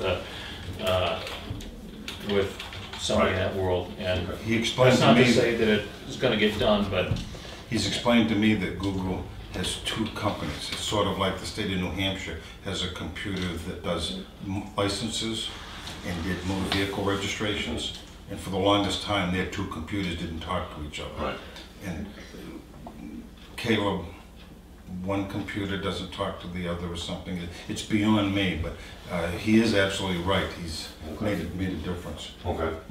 Yeah, I'll talk to him about that. So, so basically, bottom line is, we're through with the warrant article on getting the cable installed, and everything's good. The follow-up on that is, we were required to maintain our old Fairpoint consolidated bill And through this time. So I will get a summary of that and get a copy and fax that to Spectrum so they can credit us that amount. okay. Because they required us to keep that, or else we wouldn't be able to port that number. And he's already, that was under his direction and his guidance, so it shouldn't be an issue. Now, can I ask a question? Okay? I understand that the wording of the contract is that the contract goes for how many years? 3. And it starts when all of their needs have been met, correct? Yeah, right. That's So- my last thing is, after everything else is done, I'm gonna say, effective date of the contract is as of Thursday. Not June 12th. And not January 2nd when Right. they promised you and me they were going to do it. Right. So that will be my last bit of business on Yeah, that. but- That's not a biggie. It's not that, but it'll save us a couple months. Can I ask a personal question? Yeah. Someone told me who travels down below, says that on your day off, you were up there sitting, waiting for a lineman. Is that true? Yes. How many hours 3 or 4. on your day off? Yeah, like that. It's just trying to get the thing done. Because I don't want, once they ported the number, our phone was dead. Didn't work. Well, that's, And so I was trying to work with a guy to fix it on the phone, wait for the guy to come. They gave me a scheduled appointment. His truck broke down. No one could tell me his truck broke down. And we had to open on Saturday. Well, we can't, my feeling is we can't be open without a phone that works, because cell phone coverage is so bad there. If somebody gets injured in a situation, there's The safety issue. probably 80% of the time, you gotta dial out your cell phone, you can't get a signal, so. That was my emphasis to them. The guy did not make it up Friday. We were still talking up to 7 o'clock at night on Friday. And so I said, well, the only other option is for you to come first thing in the morning, which he ended up getting there about 10 o'clock Saturday morning, so. A Christmas miracle, sir. Yeah, so, done good. Reminds me of my brother-in-law often says, there's better cell service in Sudan than there is here. Why is that? Well, the only thing is that the guy he and I talked to, what, a year ago, cut $5,000. Remember the Right. horrible charges that, Oh, that Time Warner wanted, $500 a month, $30,000 Oh, to yeah. run the line. Yeah, it was that. You've had the patience of Job, my friend. So that's done. The second issue, the primary issue that I wanted to come here is I'm renegotiating with Waste Management, our contract. And I just wanted to let you know, there is gonna be a fee increase for plastic disposal, which will put that fee for them in line with everybody else around. We had a significantly lower fee. Not a whole lot of money in the end stream, but at least we're still gonna be recycling the plastic versus throwing it in the trash in the landfill. The difference is $80 a ton.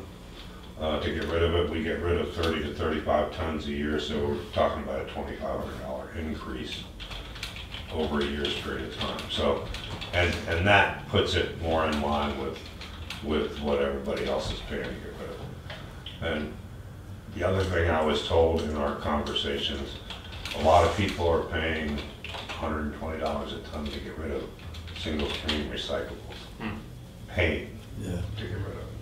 So, again, I want to not pat myself on the back, but the people previous to me who made the decision not to go down single stream road, I want that was an excellent decision, and it was an excellent decision to stay where we are. We're Single best stream was also one of the primary things that's caused this whole. this goofed up the mixed paper, right? Exactly. Contamination mixed paper, yeah. Yeah. So now there's a market for that. Because they can't, even after they separate it out, they can't get that contamination out. Crushed They glass. can't get the glass out. And you know, it's 6%, and the machines that use it need, you know, less than 1% contamination, or else they break. So you can't blame China for not taking it, or our mills for not taking it. Right. So, but at least with the paper, it's going to a landfill, that'll deteriorate fairly quickly. Plastics, I really want to keep on the recycling road, even though it's costing a little bit to get rid of it. It's still less. According to the Cost Science less than magazine, Right. according to the Science magazines, there's some new science coming out in the next year or two Right. on plastics. Yes. And then we're negotiating the specifics on the contract, and I've been very successful so far.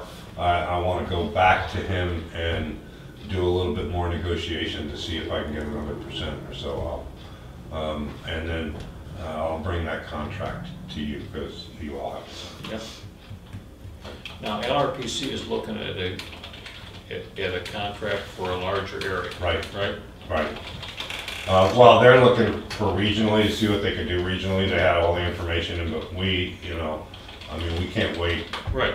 You don't have any idea what their timetable No. is like. No, I've given them all the information from us relative to that. Again, I think what you'll find is LRPC will, you know, it's not Greek to Casella and Waste Management and other trash haulers. You know, they're gonna get in line with whatever whatever is given out by LRPC. It's not going to be a big difference. And for them to justify the rates that they charge to begin with, it's pretty well worked to get there. So The transportation is obviously the biggest Sure. area there. But I will do that at the beginning of this week, and then hopefully by the 11th, I'll have that contractor to give you a sign. Okay? Good. Thanks. Yep. You have a great day, sir. All right, Thank you for your thanks, efforts. Clay. Clay, what's that number? 539 what? 3264. Same number. That's we always had been, for- always been. That's Same on the on website. Same On the one. Just website, works yeah. now. Yep. Right, so. You want to pass me the signature file, please? Let's see what we have in signature file for today. You'll find something. Oh, yeah, okay.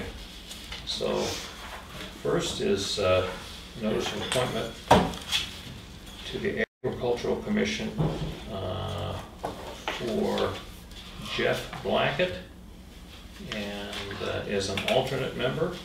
I think we already voted on this, did we not? For how long? This isn't, That's new. it's new, okay. Well, I'll So- move we sign that. All right, Second. all in favor? Aye. Aye. It's through June of 2021, so it's a 3-year term. BLACKETT. BLACKETT, yes, And Jeff is GEOFF. yeah, GEOF.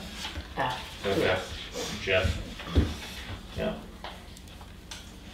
All right, next is a voting delegate authorization to the New Hampshire Municipal Association 2019-2020 Legislative Policy Conference on Friday, September 14th. You going? I was not planning on going. Would you, You going? I hadn't planned on it. would you like to go? I have something the 14th. Yeah, I have a conflict that day as well, so, I have no problem, whoever, if someone does break free, they can just be our Yep. delegate. all right, so we'll, If you can locate someone, go ahead and appoint them, sir. yep, all right, I mean, maybe there's someone like Mark Howard or something who will go represent us, so even my proxy. all right. So next is a letter to Alan Hanscom at the New Hampshire Department of Transportation's District 3 engineer. Yes, Mark Howard and Susan Slack have been working very quietly and diligently on 2 very dangerous intersections we have. Tuftonboro Four Corners and 109, 109A. I personally observed a near serious accident, only because the truck coming up from the school and the vehicle coming down the road were both going under the speed limit, that there wasn't a crash there. You know, that's the old Vidum house. Susan and the TAC are working on alternate signing and some different things on that. And they're doing it low key, you know, without making the highway department angry. Same thing at 109, 109A. The state did go and cut the brush, so as you come out of Melbourne Village, the car isn't hidden as it goes down through the gulf.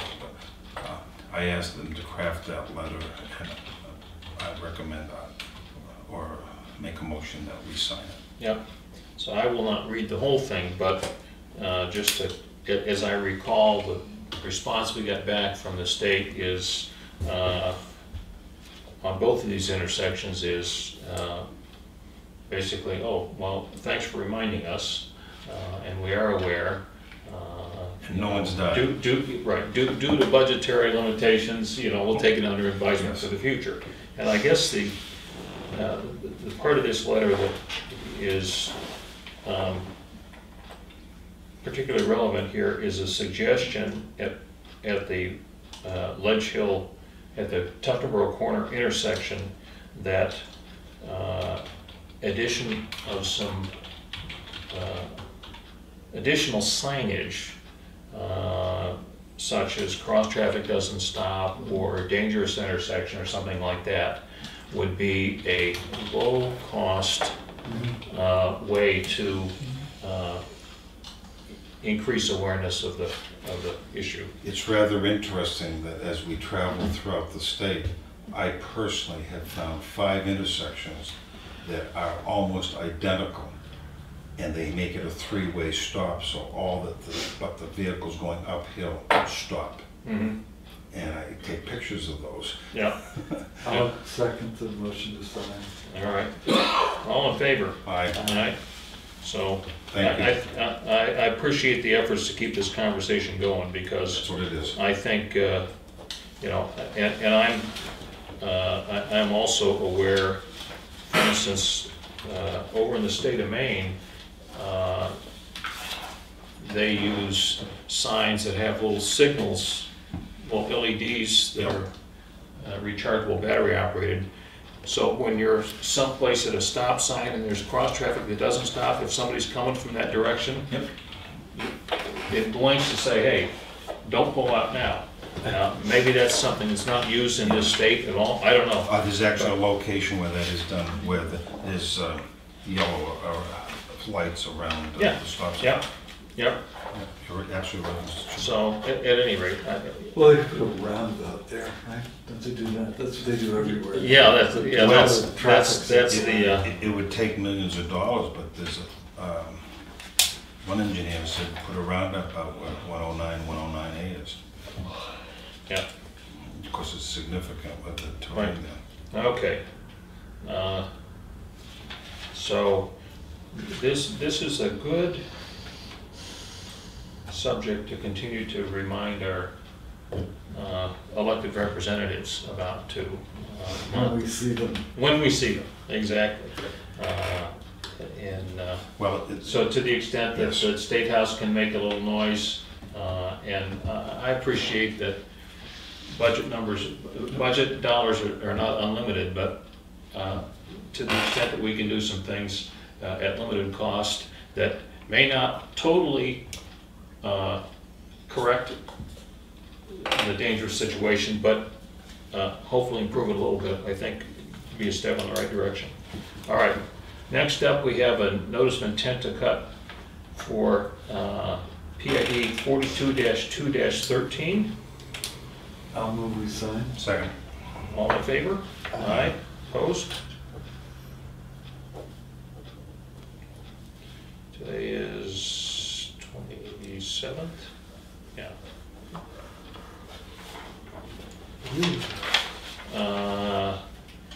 Notice of intent to excavate for 17-01-06.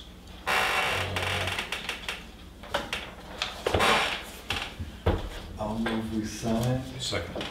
All in favor? Aye. Aye. Opposed?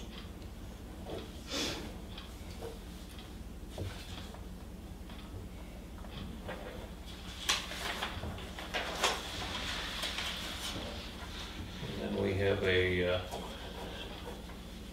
payroll form on Arthur Hug as a firefighter. So moved. And I'll second it. Aye. Aye. Aye. Sorry. Karen, can I ask you a question? Mm-hmm.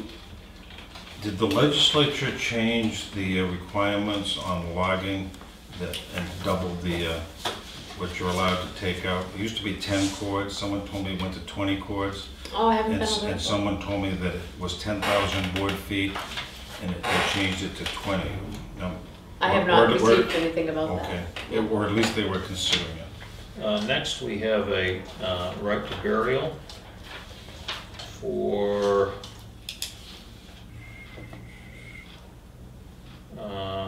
Charlene Van Roy at the Town Hall Cemetery.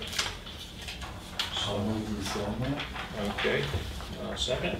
So second. All in favor? Aye. Opposed? Aye.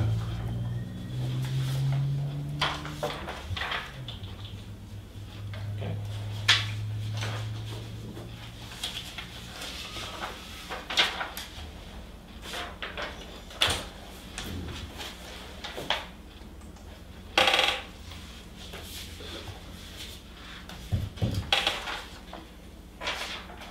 And Selectmen's update. Chip? I guess I reviewed the video of the planning board meeting. Yeah. Because Wolfboro was there for a borderline adjustment. What's the plan?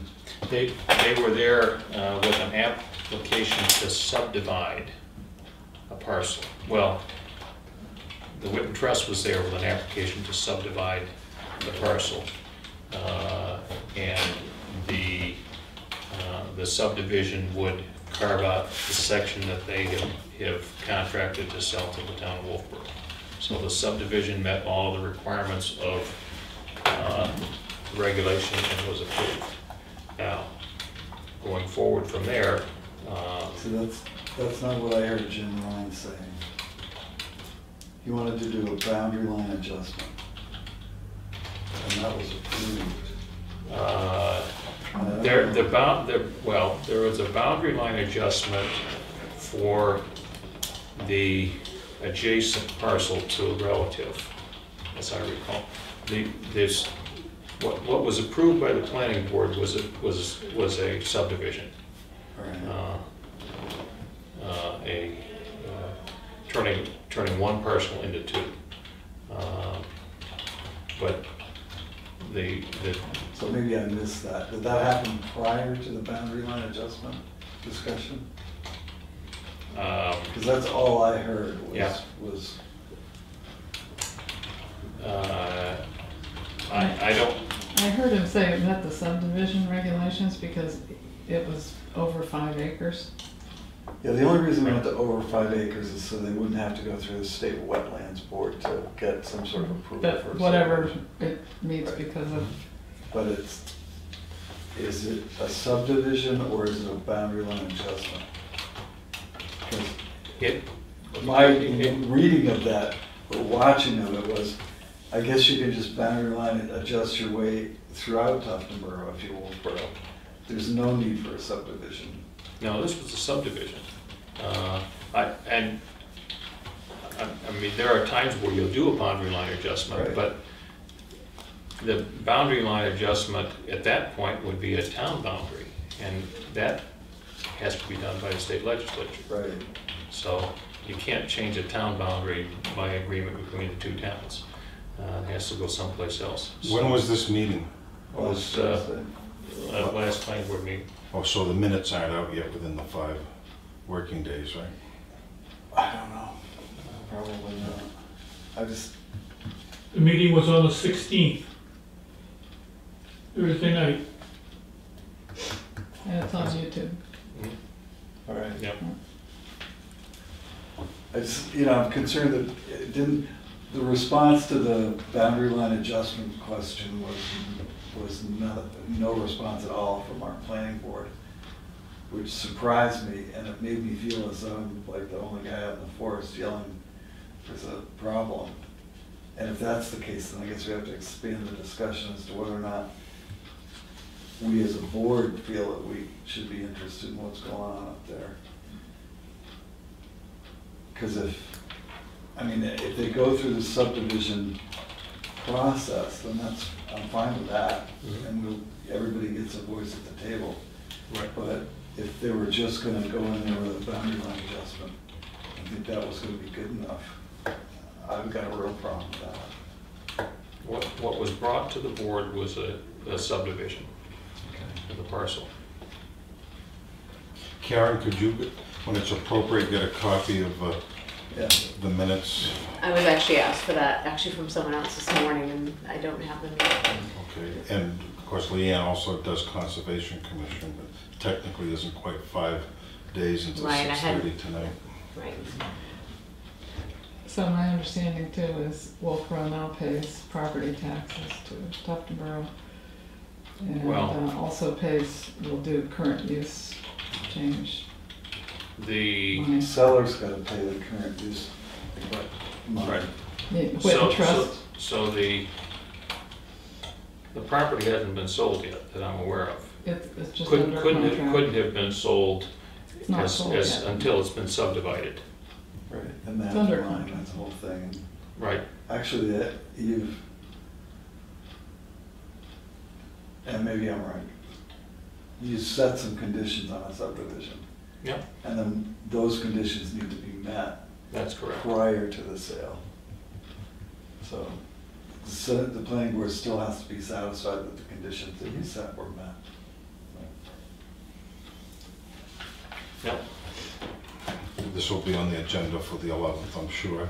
yep. I'm sure it will. I didn't hear anything about subdivision regulations. What I heard was Jim Ryan say, because it was over 5 acres, and that Didn't have to according go to for state approval to the statute. state, Okay, it doesn't have to be approved by the state. right.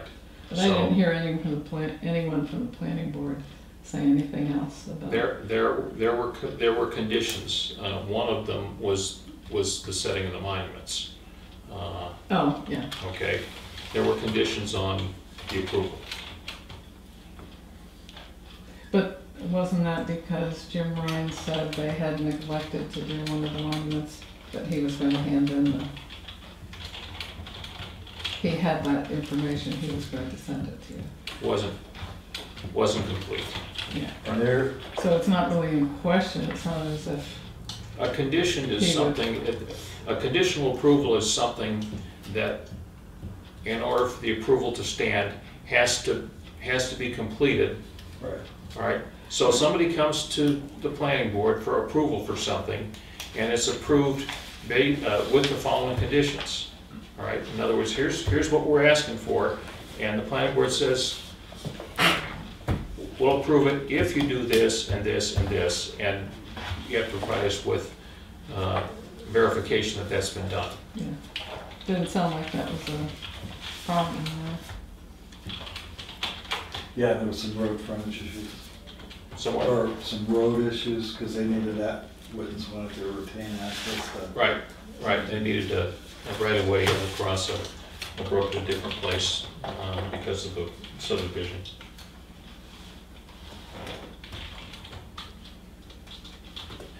Okay. Anything else? That's it. Okay, Lloyd? Joe and I have been working on a issue together.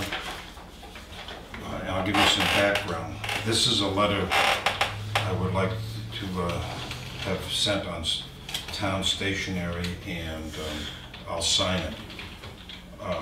Carol Miller is the director of broadband technology, and she is the one that deals with Time Warner and cable issues. She's the one that came and met with Clay and I about 2 years ago on how to deal with his issues up there. It took 2 years. The cable channel, Time Warner, is not meeting its obligation, correct, Joe? That's correct. And Joe came to me and I asked him if he would take the lead in this, and I put him in touch with Carol Miller, correct?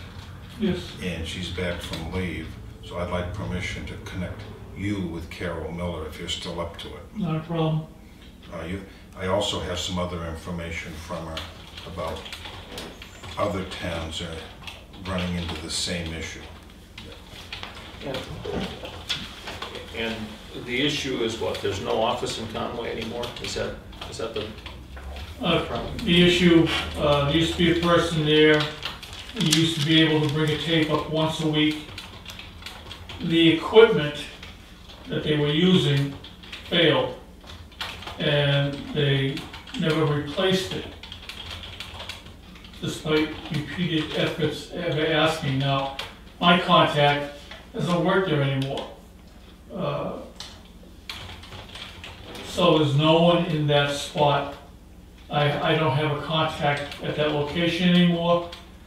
The channel that was supposed to be using per the contract is practically null and void.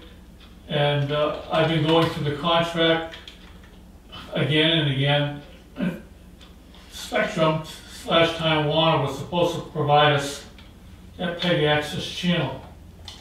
They haven't. So there's no public access channel? No, there's none that I can put my tapes on. Do they have a public access channel? Yes, And who's on that? no one. Commercials. Oh, it's commercial. Spectrum ads. So it's a commercial station, it's not a public access It's station. open, Public but access to it's not being actively used. I have no contacts, and the last point was, for $100, I probably could have bought a DVD player and someone to man it. I'm the only one that did. So no other towns public, or The church used to put Broadcast. this on. No, broadcast their meetings? not to my knowledge. Wakefield has an issue, Molten Borough has an issue. Moltmore, I think, has gone to YouTube. I think Wakefield has an outfit called Clear Channel View that they tape and put their own, because they have access built into this town hall or whatever, so they can go downstairs, put it on TV, and it goes throughout their town. At one point, they were willing to work with Time Warner, but I got that information third hand, so I don't know. Well, in our local cable provider contract, where we gave a monopoly to some cable company, and I don't know who it is it Time Spectrum. Warner? Yeah. Spectrum now. There's language in there that they are obligated to provide a public access channel. That's correct. That's correct. So how do we, Exactly. How do we get in touch and talk with these people? And Carol Miller, I believe, knows which buttons to push. She helped us save thousands of dollars at the transfer station. But not to dread on the problem, look what we went through with Time Warner and trying to get Clay hooked up and everything else. It's Oh, like yeah. really like pulling teeth. 50 phone If calls you're on trying to buy return. something, here you've got a contract where they have to provide you something they're not providing. I have a solution. They can I put see they can why. put a little studio downstairs. Superior Court, Well, I I understand that, but other than going to court, they can put a studio downstairs in a small little room, give us total access to that Yeah. big access channel, and we wouldn't have to bother them again. Yeah, you just plug it in, right? We plug it in and we operate it ourselves, just like Wakefield. I don't know anything about this. Yeah, right, that's just an option, Yeah. okay? Yeah. But this, we're working on this now. Hopefully we'll get some answers and maybe, some access. Can you tell me what Carol Miller's position is? Yes, Carol Miller, Director of Broadband Technology, Division of Economic Development, 172 Pembroke Road, Concord, New Hampshire. Director of Broadband Broadband Technology. I have her card here if you want to read it. So that's part of the state. Yep. Yeah.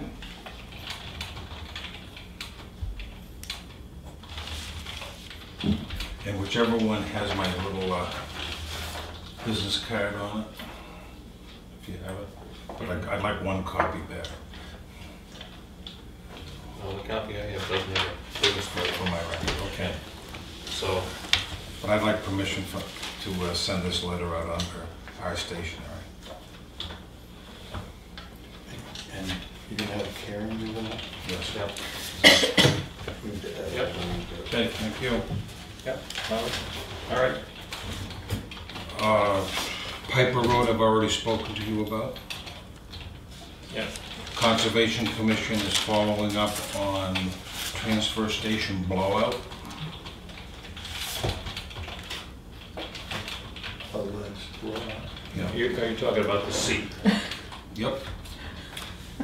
So, words do matter, Yeah, words that count. yeah. Are you just tweeting? I don't tweet. Okay, just wondering. Have we heard from Jim on the truck inspection? Karen? I haven't heard from him on drug inspection now. As I understand it, this was something that we negotiated August 3rd. The six-wheeler was to go to Tamworth to be put up and tested. I noticed we got a bill for $638 where Jim Bean's crew spent 8 hours trying to get it started. Something about a solenoid. And I don't know if the truck is up there or not. So, truck number 2, the 10-wheeler, goes in September 1st and will be done in 10 to 14 days at Fletch in Epping.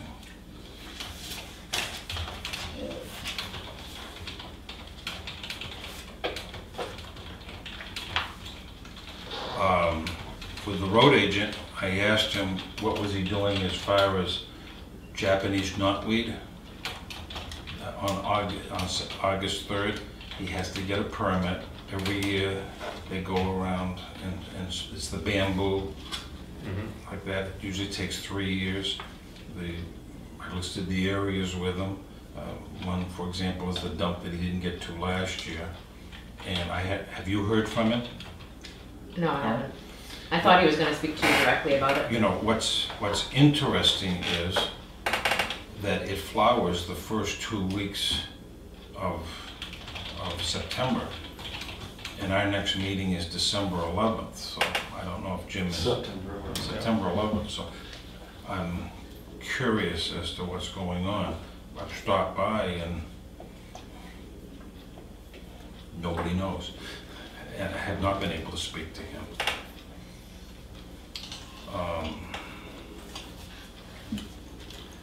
Well, we could send him a little note, ask him to come to the September 11th meeting and tell us how the Japanese knotweed program went.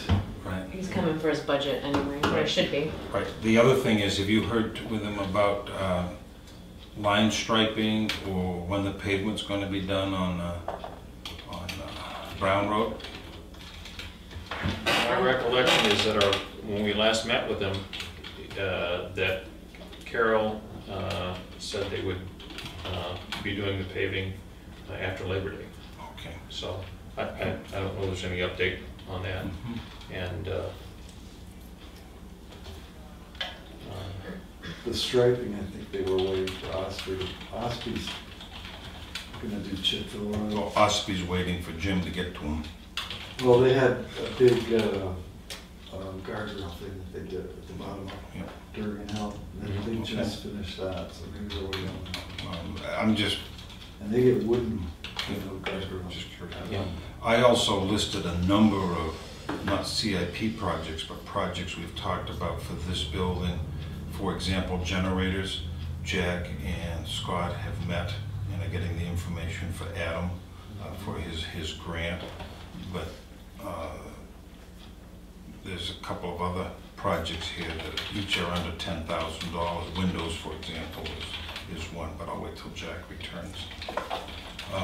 That's it for right now. So. Okay.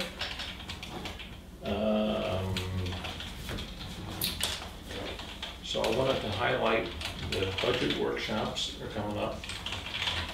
NHMA budget workshop on the 12th and on the 20th of September. And I'm planning to attend one. I don't know which one yet, depending upon how other things in my schedule fall on. You going? Yeah. Where are they? The one on the 12th is in Bedford, I believe, and the one on the 20th is in Lincoln. So I'll be going on the 20th. Yeah. Sure. Yep. Do you want me to Supposed to- register you for that? or- Yeah, would you mind? Yep, 20th, okay. So, Whatever one's in Lincoln. yep, Okay. yep, and I will be going to one, as I said, depends upon how things. Register me for the 20th. Okay. And is that what, 9 in the morning, 10 in the morning? I think it starts at 9 o'clock. Anyway, you've got the information on that, right? You can. It's right in correspondence. I put a note Is on it? it. All right. So you'll bump into it I'll when be you go going through to that. Yeah. drive. I want to highlight the successful All Home Days events we had this weekend. Friday evening, Saturday, and Sunday through mid-afternoon. I was not at all of them. I did go to a number of them, and we seemed to have good participation. Bumper crop at the library breakfast. I think about 40 cars were at the car show. A little different group than last year. Mostly from Tuftonboro. Yep, yep. A lot of stories. Most of the cars are local. Yours look nice and polished. Thank you. Lasagna dinner was well attended on Saturday evening. cardboard boat race, and none of the boats sank this year, so nobody got the Titanic award. And the Bear Island crew did not win this year, so they've made a real strong showing in the past. I thought the picnic yesterday was a particularly nice day. Weather was great, attendance was up. At least the guys that were flipping burgers said we did more than the prior year, so it's... The planetarium was excellent, and Yeah. also the conservation projects were. Yep. There was also a scavenger hunt. Scavenger hunt. I didn't go to that one, but.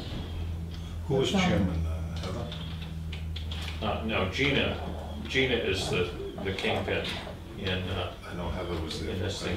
She was involved. But for all the people. Yep, yep. Can I s- No, The Bear Island people, yes. isn't it the Vikings? It's the little bear, yeah. The Vikings did the floating, the ice flow and the penguins.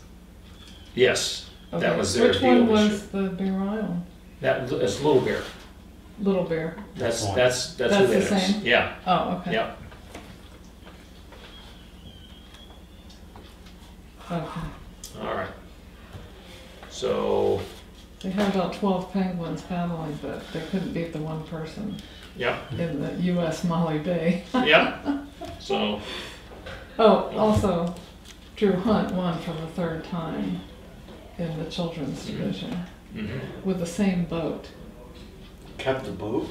The boat has lasted. Yeah, It's called Powerhouse The Return, and yeah, it must be that Bradley's Hardware paint. yeah, something like that, right? Also, Right. you bitch thing, the plastic you use in roofs. Yeah.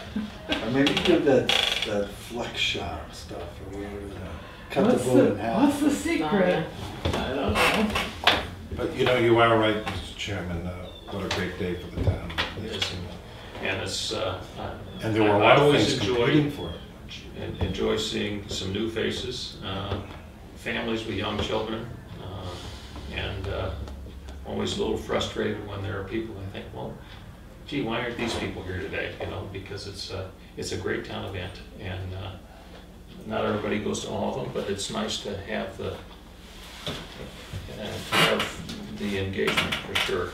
The other thing that I wanted to get to here, and I gave everybody a copy of it, is we do need to do our cost of living as we get started on the budgets. And I pulled up the BLS number that we have used in past years. And the CPI is up particularly strongly, as I think is not a surprise to folks. As the Not too economy, bad though, 2.7. 2.7 That's is, it's not terrible, but at any rate,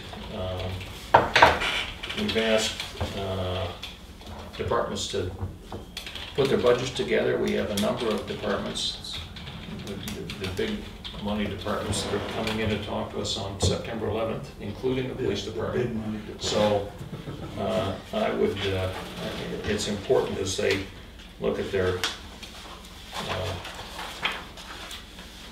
payroll budgets that they have the updated information. So I Doing a So- quick calculation, 2.7 looks like a $28,000 increase in our payroll for next year. So it's about $1 million payroll. yeah, It's a $28,000 increase. So I'm gonna make a motion, we set this COLA at 2.7. I second that, I'd like to make a comment. yes, sir. As we have, I think, 4 or 5 employees that are in their last step, and the only thing they will be getting is a cost of living under the current situation. I support your motion. Okay. All those in favor? Aye. Opposed? All right, and I will send you this table, Karen. the Sounds file. great, thank you. All right. Yeah, All right. So let's move on to correspondence. Did you have something quick, Chief? Did you mention where the political signs will be stored? That No. were taken down? No, but thank you. I appreciate that. Yep. I went out in the All right. garage and said, aha, we gotta announce All right. that. So we had a number of political signs that seemed to spring up like weeds up here in the triangle by Ledge Hill Road. And those have now taken up residence in the police department garage per town policy.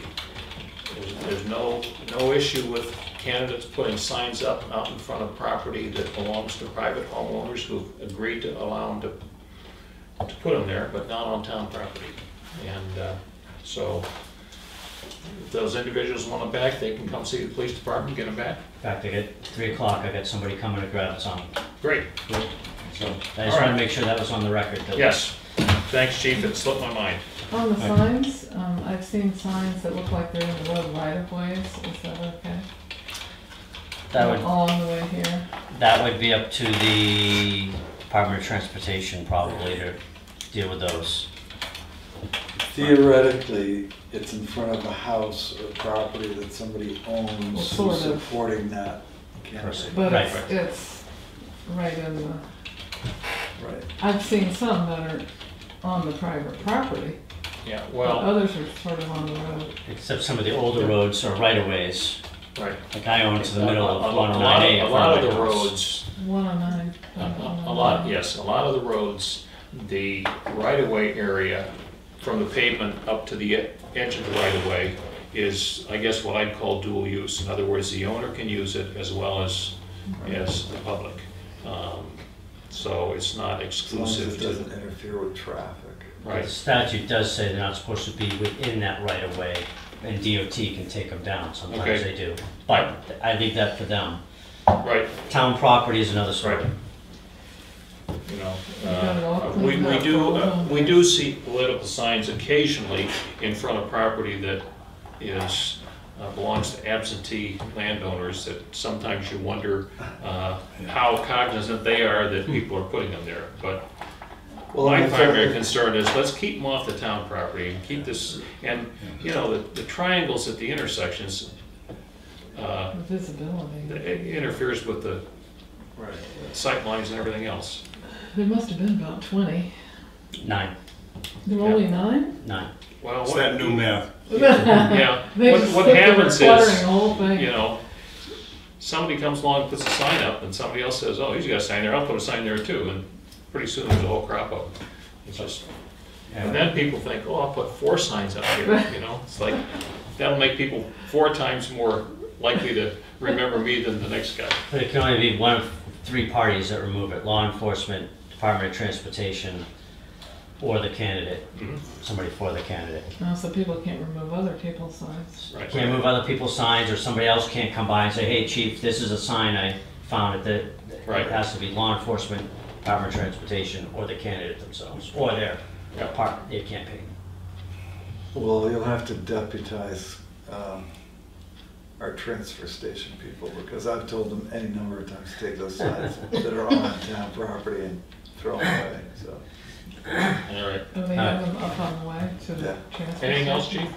No, but I don't know how much later you're going, since I'm still here, if you want to do that, we can take care of it. Yeah, we don't have anything. Well- I'll be here for a few minutes All right, longer, so okay, just. yeah, yep.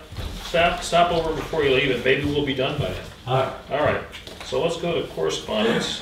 All right, road agent, painting and truck, you already mentioned that, right?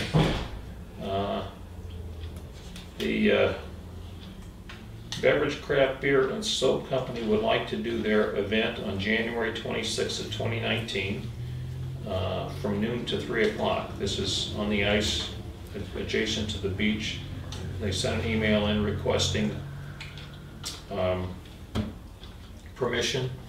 The condition that we put on it before, Karen, has been that we have a certificate of insurance with the town of Tufnaboro as a named insured on it. Yeah. Okay. Police department doesn't have any issues. Fire department doesn't have any issues with it. And doesn't the state liquor commission, they get a permit? Because it's public property.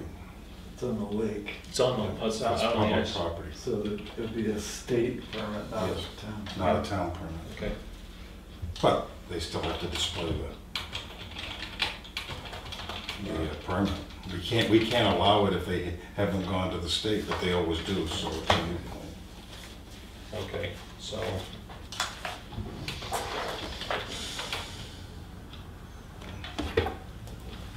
What is a state liquor permit? Yes, state permits.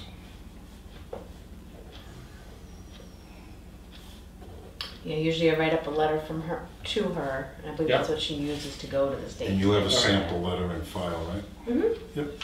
Okay. I have an email here from a resident on the Cops Pond viewing station. There's a serious problem with the underpinnings of the viewing platform. Since the town pledges maintenance, I think prompt attention is appropriate. So I've never been out to the viewing platform on Cops Pond. Are you familiar with it? Yes. Okay. Can we have Jack, he has an individual who's been doing repairs, and have that carpenter look at it and see what it will cost? Sure, I think it's reasonable to,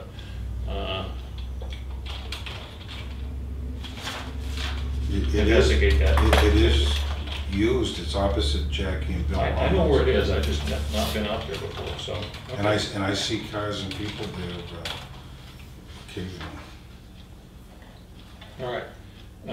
We also have a message from somebody who is just started an aerial media business and is reaching out to the town to see if we're interested in hiring them to get an aerial view of the town. Because he's just starting out and building his portfolio, it can definitely offer you a deal for your business. And Got a drone for Christmas? there you go, Capitalize on it. there you go. I Did did you go on send- Wolfboro's and watch it, it was pretty neat. Did you send a copy to the fire department, No, or to Is Mark, that- Mark Howard, because they might use it for trails? Is that Russell? And who is that, who's doing The individual's name is Joel Gill. that? Oh, okay. He's out of Ossipee. I didn't receive cost yet, I did ask.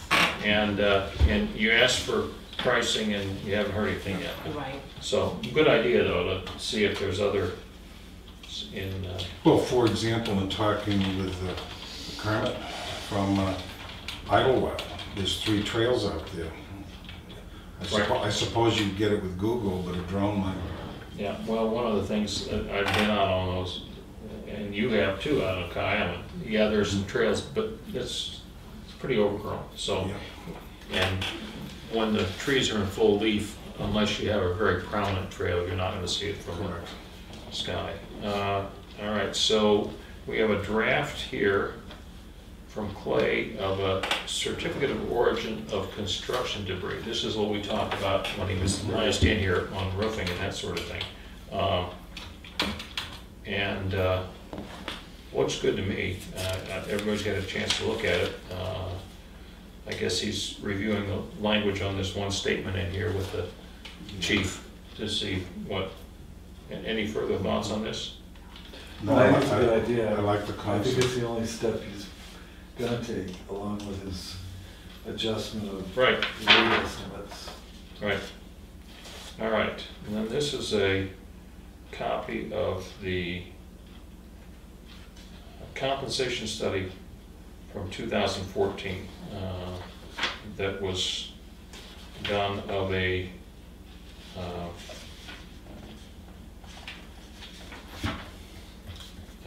waste management district downstate, whereby, well, you can speak to it. You're very familiar with it. Clay evidently, a couple of years ago, had rubbed elbows with a number of different transfer stations, and there's one downstate that's a consortium of towns, and what they did is they wanted to encourage recycling, and they hooked it to the increased revenue that comes in, funds pay raises for the town employees. no investigation on my part, but as I travel the state and at TAC meetings, they see the badge that says Tufton Borough and it says, oh, do you know Clay Gallagher? You know, we sent him this, that, and I've since talked to 3 selectmen and 2 other people who, and they've started the conversation. And I said, oh yeah, I read the compensation study. How is it? It says, you know, we tried it for a couple of years. They sing the praises of it. Saves the town money, doesn't cost the town anything. They went to town meeting.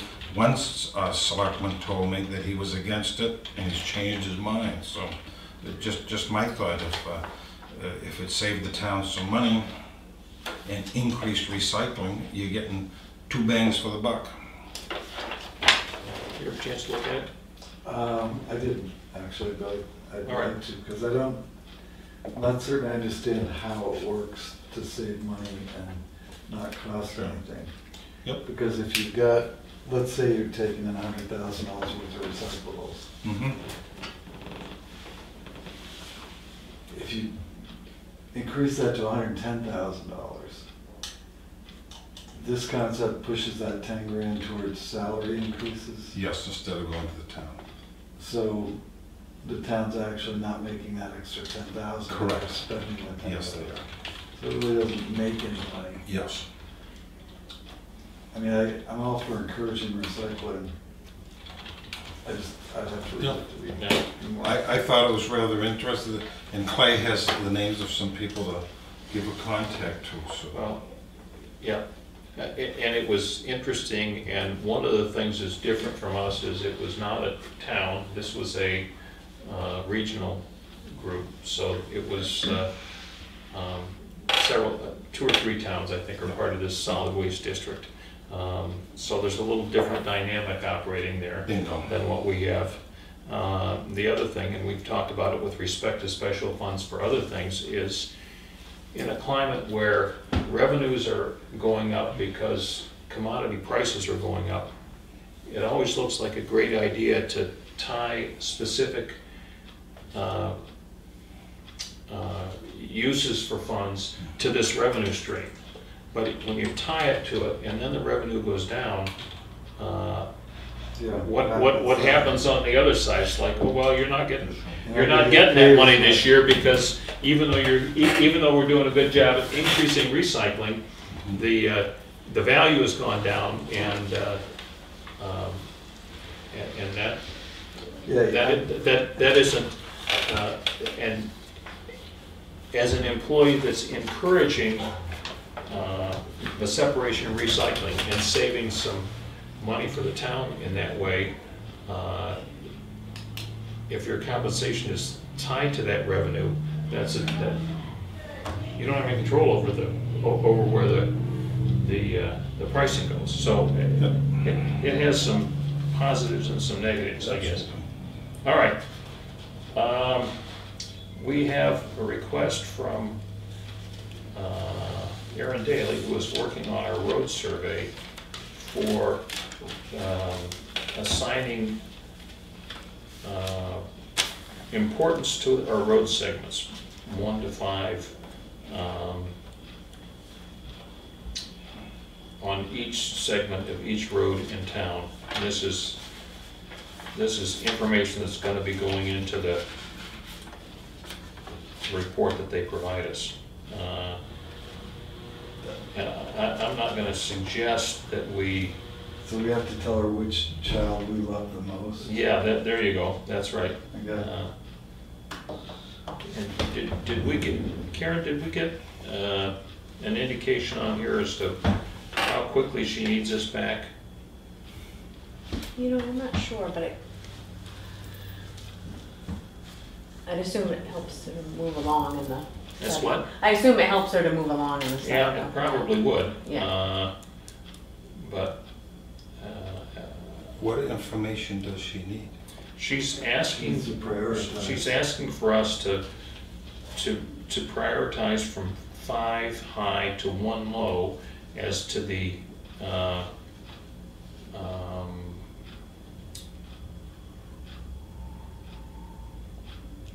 importance of the roads. I mean, in my mind, as a general comment, the through roads have a higher importance than the residential side streets, for instance. Unless you happen to live on one of those residential Huh? side streets. Well, I mean, this is kind of a onerous task. I mean, What, no, wait a minute, why aren't they all 5? Yeah, absolutely. They're all 5 from our perspective. But she needs to prioritize what for getting her work done or? this is one of the attributes that they put into the model, I think, in terms of prioritizing where you go to do the work.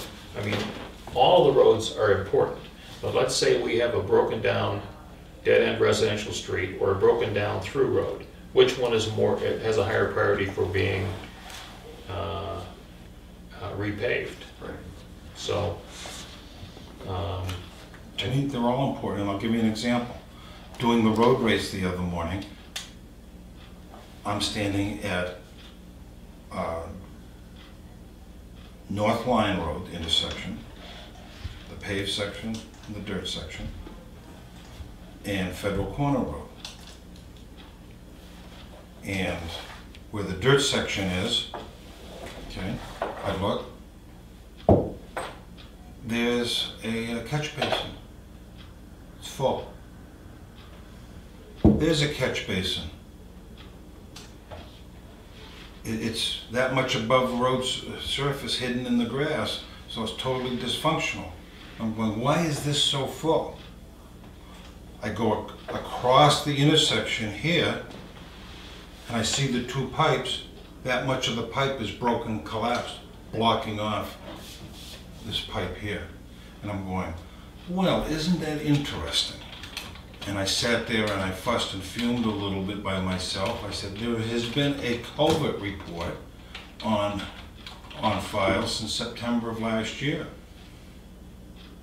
Other than us, has anyone read it? You know, there's 40 culverts that have failed according to that report.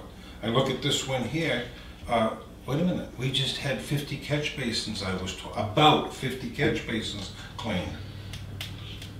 You missed one You know, what about those 2? or 2. And whatever, so I'm going, And I went to have a conversation and no one was around. But to Sharon's question. But my point is, I don't care whether it's Federal Corner Road or Canaan Valley. They're all a 5 to me. well, then that particular attribute becomes no factor in Right, it's Yeah. not what the it's model. Sure. Right. I remember on the Budget Committee, a former legislator, the fraud that he was, says, well, it's easy plowing snow, is do the outlying places after the snow stops. Well, what if it's your house on fire or your father having a heart attack up on McDuffie Right, Road? it's gotta get to work. To I me, mean, I can see that, I can, I don't know, do you want me to do that? Because I can see like Federal Corners of 4, Right. Rush Hills and 5. Yeah, Durgan Road's at 5, but Shirley Way, now that we've heard this Yes. noise. yeah, that's right, that's, I love that. yeah. If you want to, I'll go along with whatever you want, but to me, all the roads need to be plowed, all the roads need to be taken care of. Right, but she needs to prioritize So, so that she can get her matrix to right. work. And one of the things that helps with the model is what we were talking about with the chief earlier, which is how much is used, traffic counts, okay? And that helps from several perspectives. One is that when they establish what the condition of the pavement is today, right? The model can age the pavement based upon how much traffic there is. So if we have a heavily trafficked road and it's, let's say the pavement is moderate today, if we don't do anything to it, we can say, gee, in 3 years, it's gonna be in bad shape. If we have a lightly traveled road in the same condition, it's gonna take it longer to get to that point. Because one of the factors, of course, is the usage. So, All right, yeah, if we could I mean, they are all important roads, all right? But do you put a higher priority on repaving a road that gets heavily traveled or one that's lightly traveled? You, all right.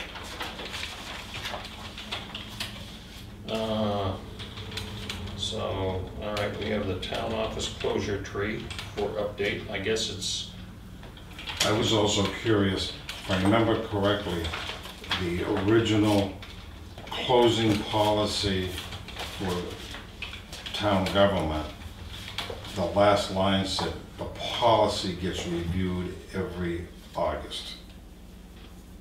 Not the chart, the policy, the written paragraph form. okay. At least that's what it says on my copy. The closure? Yes, how we close buildings, and Yep. who makes the decision. Oh, for Who snowstorms who and that contacts Channel 9, who contacts the radio. That's the one that we added to for the lifeguards recently, added the info for the lifeguards. I can Alright. provide it Okay. for the next meeting if you like. Yeah, we're here all day on the 11th, so bring us all you got. Yep. We got plenty. But that grid looked okay though? The calling tree? The calling tree looks fine. Okay. And, I don't have a copy in front of me of the policy per se. We'll do it, So we'll do it on the 11th, that should be fine. All right, so we got correspondence relative to Clay's phone, we've already heard plenty about that. yes, did a nice job. Yep. And this has to do with pre-disaster mitigation program. That information's been sent to the chief. Don't we do a mitigation policy every 2 years or 3 years? I know it was just reviewed last year. Matter of fact, did you sit on it or did Carolyn sit on it? I didn't sit on it, so maybe Carolyn. Speaking of mitigation, it just came to me. FEMA, is there a sample purchase policy that we're working on? Yes, there is. Okay. Can we do that? We can certainly work on the 11th.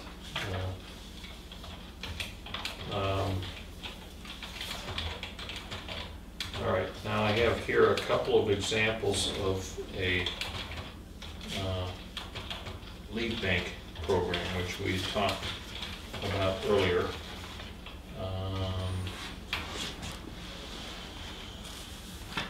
One from the Municipal Association.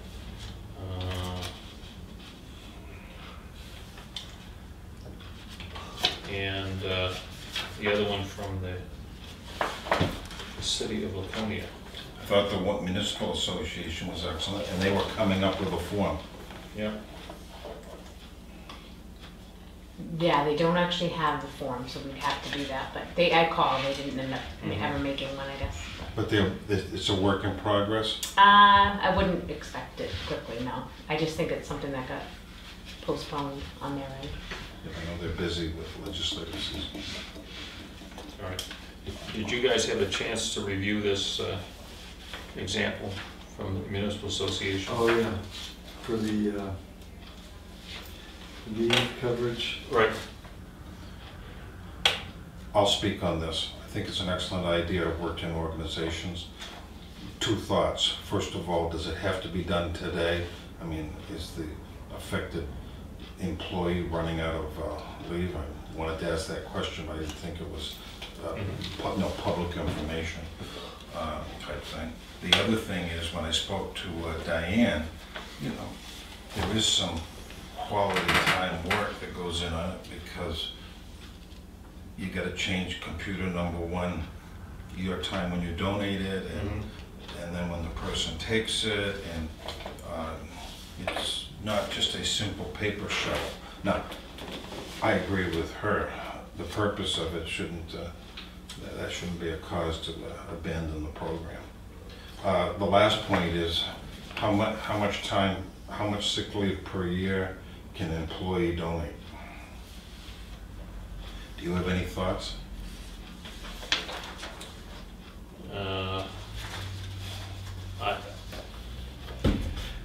I don't. Do you have a thought relative to that? I haven't made up my mind. Okay. It's easier, maybe a discussion we should have at some point in time, if it's all grouped together. Right. You know, so you have sick leave and Personal time, vacation, yeah. it's called personal time. Yes, At that's the which other point, question. you know, then you can say, well, you need to have at least 5 personal days, we don't care who you are. And I have no. The only part of this that becomes cumbersome is keeping track of it. Yes. And so whether you have I guess we'd have Diane do that, just create a program and bank the hours and. Now, I worked with her the last couple of years before you got elected. The few employees in town, their checks that has the information printed on top was just never accurate. Right. And to deal with the computer and entering it and whatnot, she just ended up doing it by hand and attaching a note. And the employees at the transfer station and the other ones were reasonable and fair and like Diane, but it was one of the first things they looked at. And it's my understanding that eventually, through sheer will, she got it straightened Well, I out. mean, just an example is the county where the accrual of vacation and sick time would go on ad infinitum. Mhm. So we had people over there with like 2 years worth of Yeah, we have caps, yeah. sick time, and you have to, at some point in time, just put the hammer down and say, okay, you use it up before January 1st of next year, and we're starting all over again. You have to do something like that. But I think currently they can accumulate a certain amount of sick and personal time. Right. And it is capped. We just need to Review that. And I have no problem looking at both issues. I've worked in where the times are different, but I've also worked under, accrued time, right. personal days or whatever they call them. So, and I'm flexible. Hey, let's try it. And I know Clay and a couple of other people have suggested that, not that they have an agenda, but I've brought it. But I think it does give it gives us an opportunity here to create a little more team spirit, if you will. Absolutely. I mean, I think there are people here. It's a Well, benefit. and they about like a to- fellow employee that's, that Yeah, has exactly. a tough situation. Hey, this is the perfect example, yes. So, Should we vote on it on the 11th? Or do we Yes. have to vote on it today? well, again, I don't know how close we are to an issue with the individual that's running short today, as you said, Chief. I know it's budget time, but can we ask the 2 ladies in the office to work on it in the next 2 weeks? Yeah, Would you be willing to, Karen? Are you trying to work on what he has for Yes. available time? I actually know, Well, but I don't know if you want me to say that publicly. yeah, well, what we need to go along with this, I think, is a form for people to fill out. Oh, to- I to see. don- all right. Okay, that's fine. To donate that. I don't see any issues in the verbiage here, in the concept, but it would be the execution. And someone might be listening to this on YouTube, and if they have a suggestion, please come in. That's one of the reasons why Yeah, we do it this way. yeah. So we're gonna put this on the agenda for the 11th. Okay. And if I find out that in this situation, we're gonna be, the timetable is gonna be, need to be accelerated. Let me ask you, We do. from your observation, is there any reason why this can't be done the 11th? I'm asking you a loaded question, I know.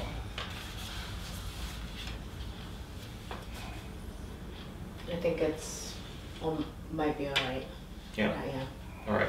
And if we find out otherwise, we'll look to schedule a Thank you work for choosing session your words carefully. in between. There you have. All right. Legislative bulletin on veto day being September 13th, which is when the legislature gets together to override vetoes of legislation from The biomass? so you get, one is two Net metering. issues, net metering, renewables, and the other one is requiring electrical distribution companies to buy from biomass generators. Yes.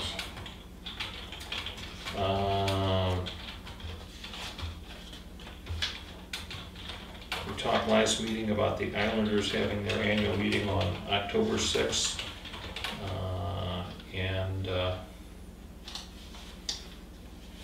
Is that the weekend before Columbus Day? No, it's Columbus Day weekend, Saturday, Columbus Day weekend. I have a couple of thoughts. Yeah, Having lived on the lake for 70 years, there's some Octobers, and I remember 2 years ago it was pouring rain, getting the fireboat out there.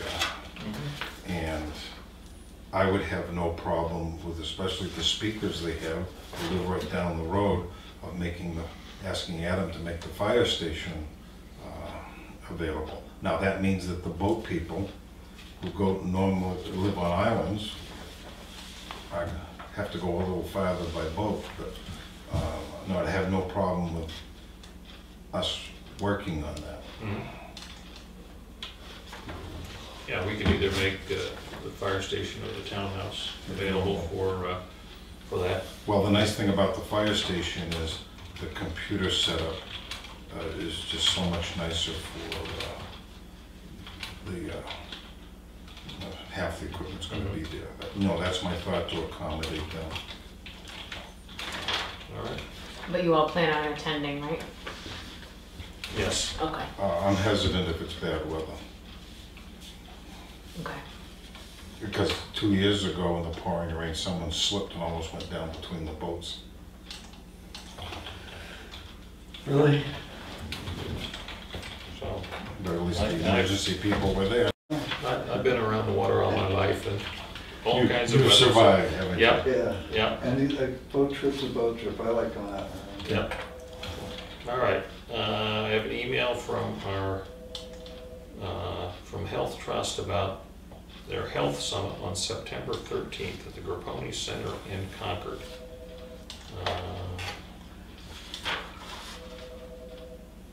So I don't know if we have anybody, any of us interested in attending. I won't be able to. And then we've got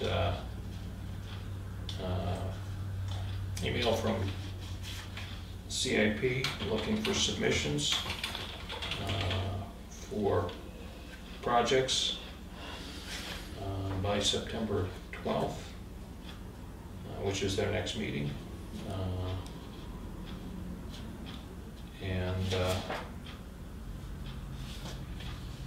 We can be thinking and working on those through the 11th and get that stuff in. We have some typical ones that we get in. Get correspondence from Steve Wingate relative to the SEEP sampling and his thought that looking at an alternate possible contractor makes sense. I spoke with him yesterday, and he and Larry are working on finding somebody to look at the existing data, give us a proposal, and so should have something for us in September, which is good. They were also talking to the landowners to keep them appraised. Yeah. Which a compliment to them. Yep. Absolutely. And I think we're about, no. And we have the updated appraisal on the town utilities from San Souci. It's in correspondence. And there's a bunch of other stuff in the non-action correspondence. Do we have any, if I miss any, do we have any other business? I didn't see anything else in there that piqued my curiosity. I just had one thing, it should be in there hopefully. There's a request from that drugdangers.com. On the what? It's called drugdangers.com, that they wanted to put information on our website, but the chief didn't think it. No. It should be towards the back, I think. What was his thought? New Hampshire Prescription Drug Awareness. Is that what? I can't remember. Rebecca Yeah. Preston. Right. Oh, okay. Yeah, I didn't interpret that as, this is, I figured you'd probably just go with his suggestion, but he did want to run it by you. He didn't feel really it was appropriate. but- drugdangers.com, which I guess is probably some business. He felt there's a lot of legal advertisement on the site, even though it does reference help, but he didn't know, he didn't feel Could be a comfortable. work in progress, he can reconsider it with us. Yeah. So I would follow the chief's recommendation on that Yeah, for sure. okay. Yes, sir. Excellent job on updating, Karen, the roster of people right here. Okay, thank you. I would ask that we expand it. Okay, I would ask that you have an alternate for both Jim Bean. Last voting day, we had a problem. He was on vacation. Who do we call? Dispatcher couldn't locate anyone. And Clayton Gallagher, there is a number 2 guy that is the assistant up there. I'd like to see his name added. Thank you.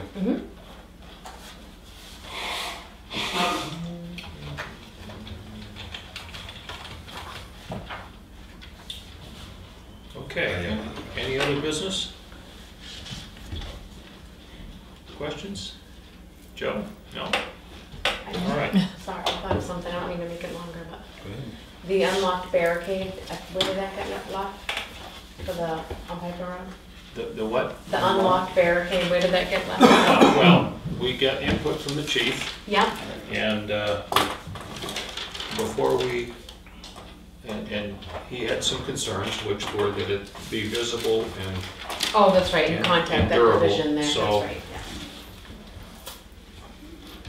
yeah. we get our arms around that. Yep, Uh, okay. And my sense is that we want to, when we respond to the property owner, providing them with permission, we want to be able to specify what can go in there. Thank So you for that there isn't reminding me. any ambiguity, and so that we don't end up with them putting something up that's not appropriate. Right, okay. And he mentioned there might be some sign. I know some places it's pass at your own risk or a certain verbiage.